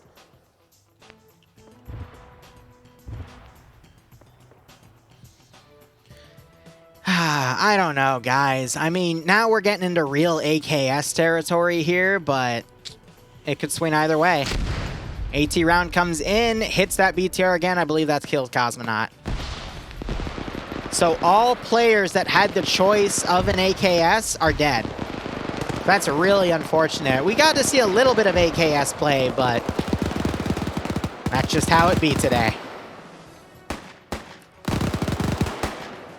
Rogers, I thought I just saw him kill someone, but I'm not seeing a tick up in his kill count.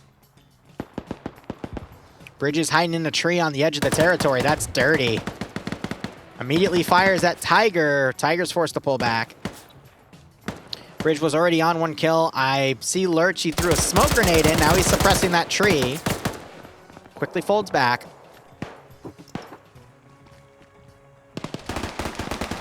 Now Bridge being engaged by, I believe, Tiger, who pushed up. That G3 slaps, man. Coda still in the zone looking around. He's on 2 kills. Finds Poe, gets a 3rd kill. 3 Op4 remaining in the zone. I think Coda could get a clean sweep. He is a Pepega member, and they specialize in this solo CQC stuff. You got more folding in from the north, Shade and Bronson. Falcon got a 3rd kill. Was it King? Yeah, I think he actually sniped King as he was moving up. But then again, we got Maz and Martin over here, so they might have easily gotten the kills too. Maz does have a kill, Martin on none, so Maz might have also gotten King. But they're basically preventing this force from coming in. But we got players like Bayant, Chow. Bayant running around, blind firing up.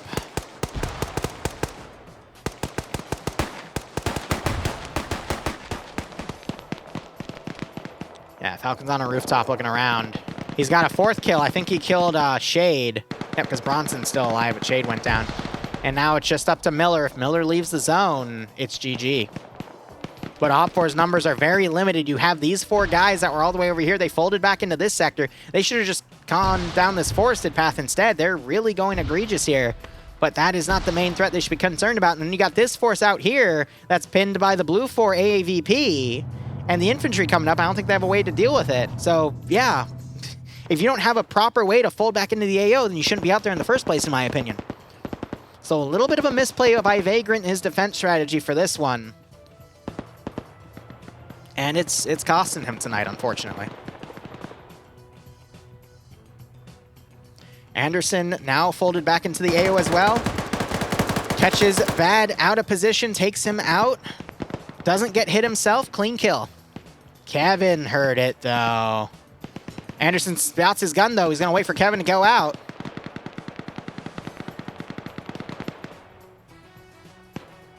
It's like a tiger stalking his prey.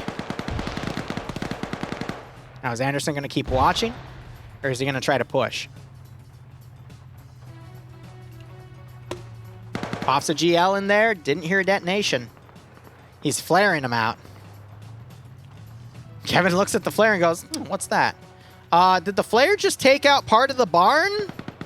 Wait a minute. Oh!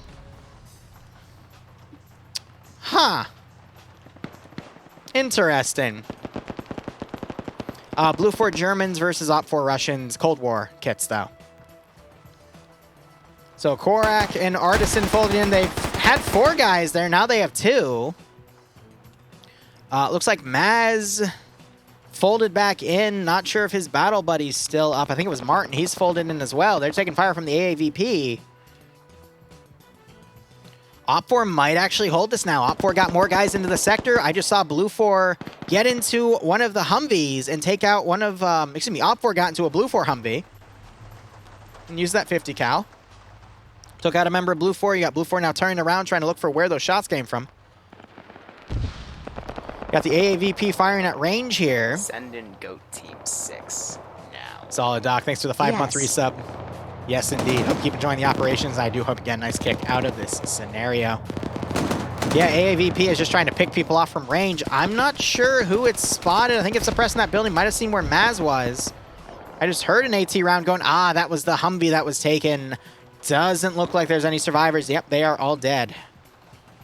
So that was, I think, Khan with the AT. Yep. So he's got a vehicle kill, and he's got 3 infantry kills from that. Falcon, meanwhile, running around. Still at 4 kills, being Nakey Man with that Mosin. And he's hunting his friend Bayans. Or at least he's trying to. He's not looking in that direction. I think he saw him, though.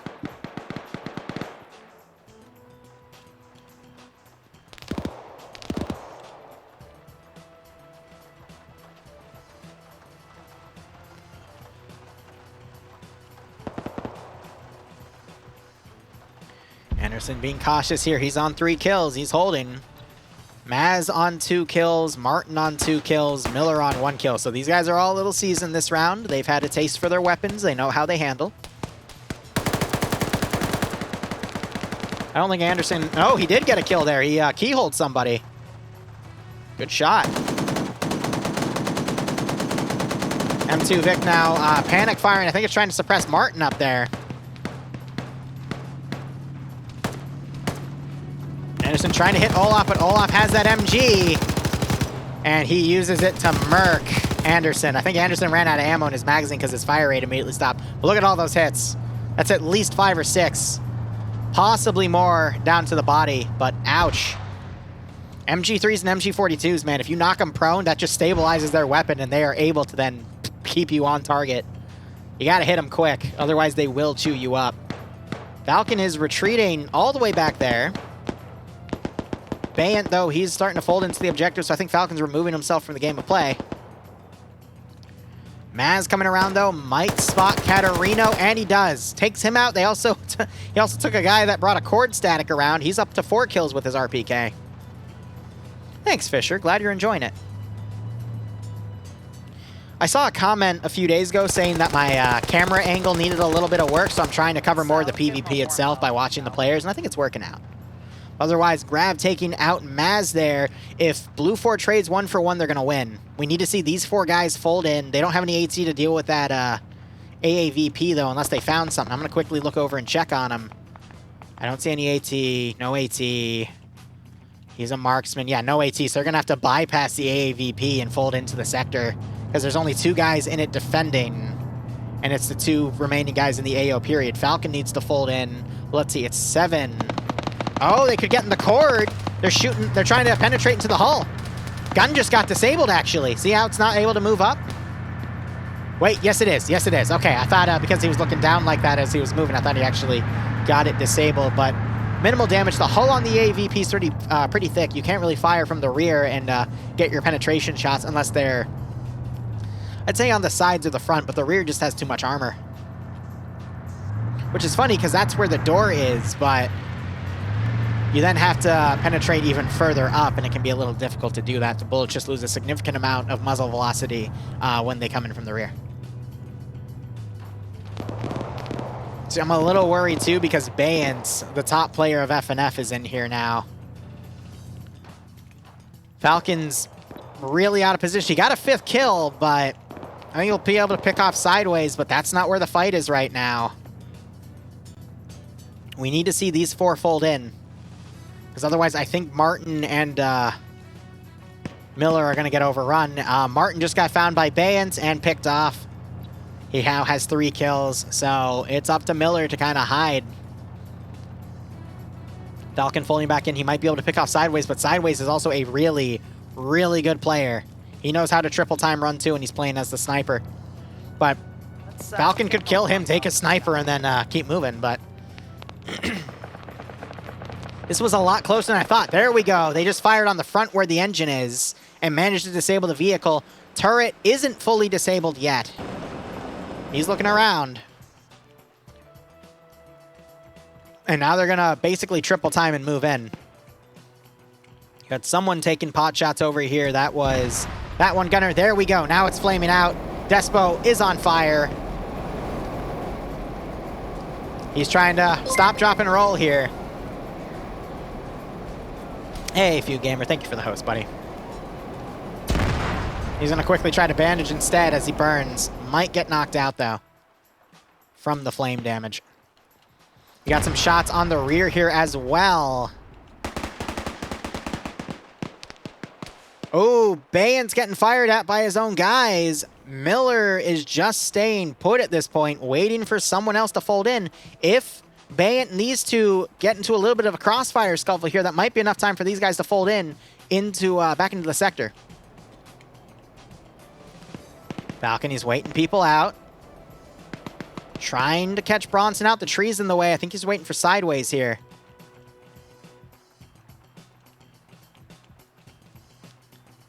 Can Miller hold? 60 minutes remaining. Now here's the deal. It's the final sector, so overtime will be called if Blue 4 are in Sector 2.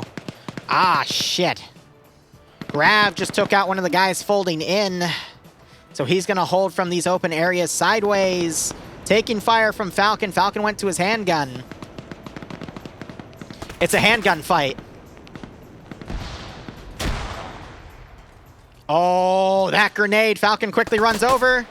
And he gets headshotted by Sideways' his handgun. There's the double tap. I think it's GG. Doesn't matter how long Miller's hides. I think he had an opportunity there to take him out, but he's going to stay stealthy instead because he realizes once he shoots, he is going to get engaged. Sholin making it back into the AO here, still on the edge. But it's now 4 versus 4, 8, 9, 10, 11. Might have had some explosive satchels thrown. Blue 4 doing their best to clean sweep every building. Sholin firing over. Not sure what he was engaged in. I think he might have been trying to hit Grav or Olaf. Olaf then folds in. But Sholin is able to take out Grav as Grav then tries to get into a firefight. Sholin was pinned. Olaf now might try to wait him out. Sholin knows he was taking fire from a different angle, so he pops a smoke grenade. He's going to let that billow out before he tries to run. And instead, he's opting to stay on the ground and bandage. But he spotted Olaf. Olaf returning fire, and he manages to drop Sholin with that first burst. Gotta remember, if you go prone, you put your head first.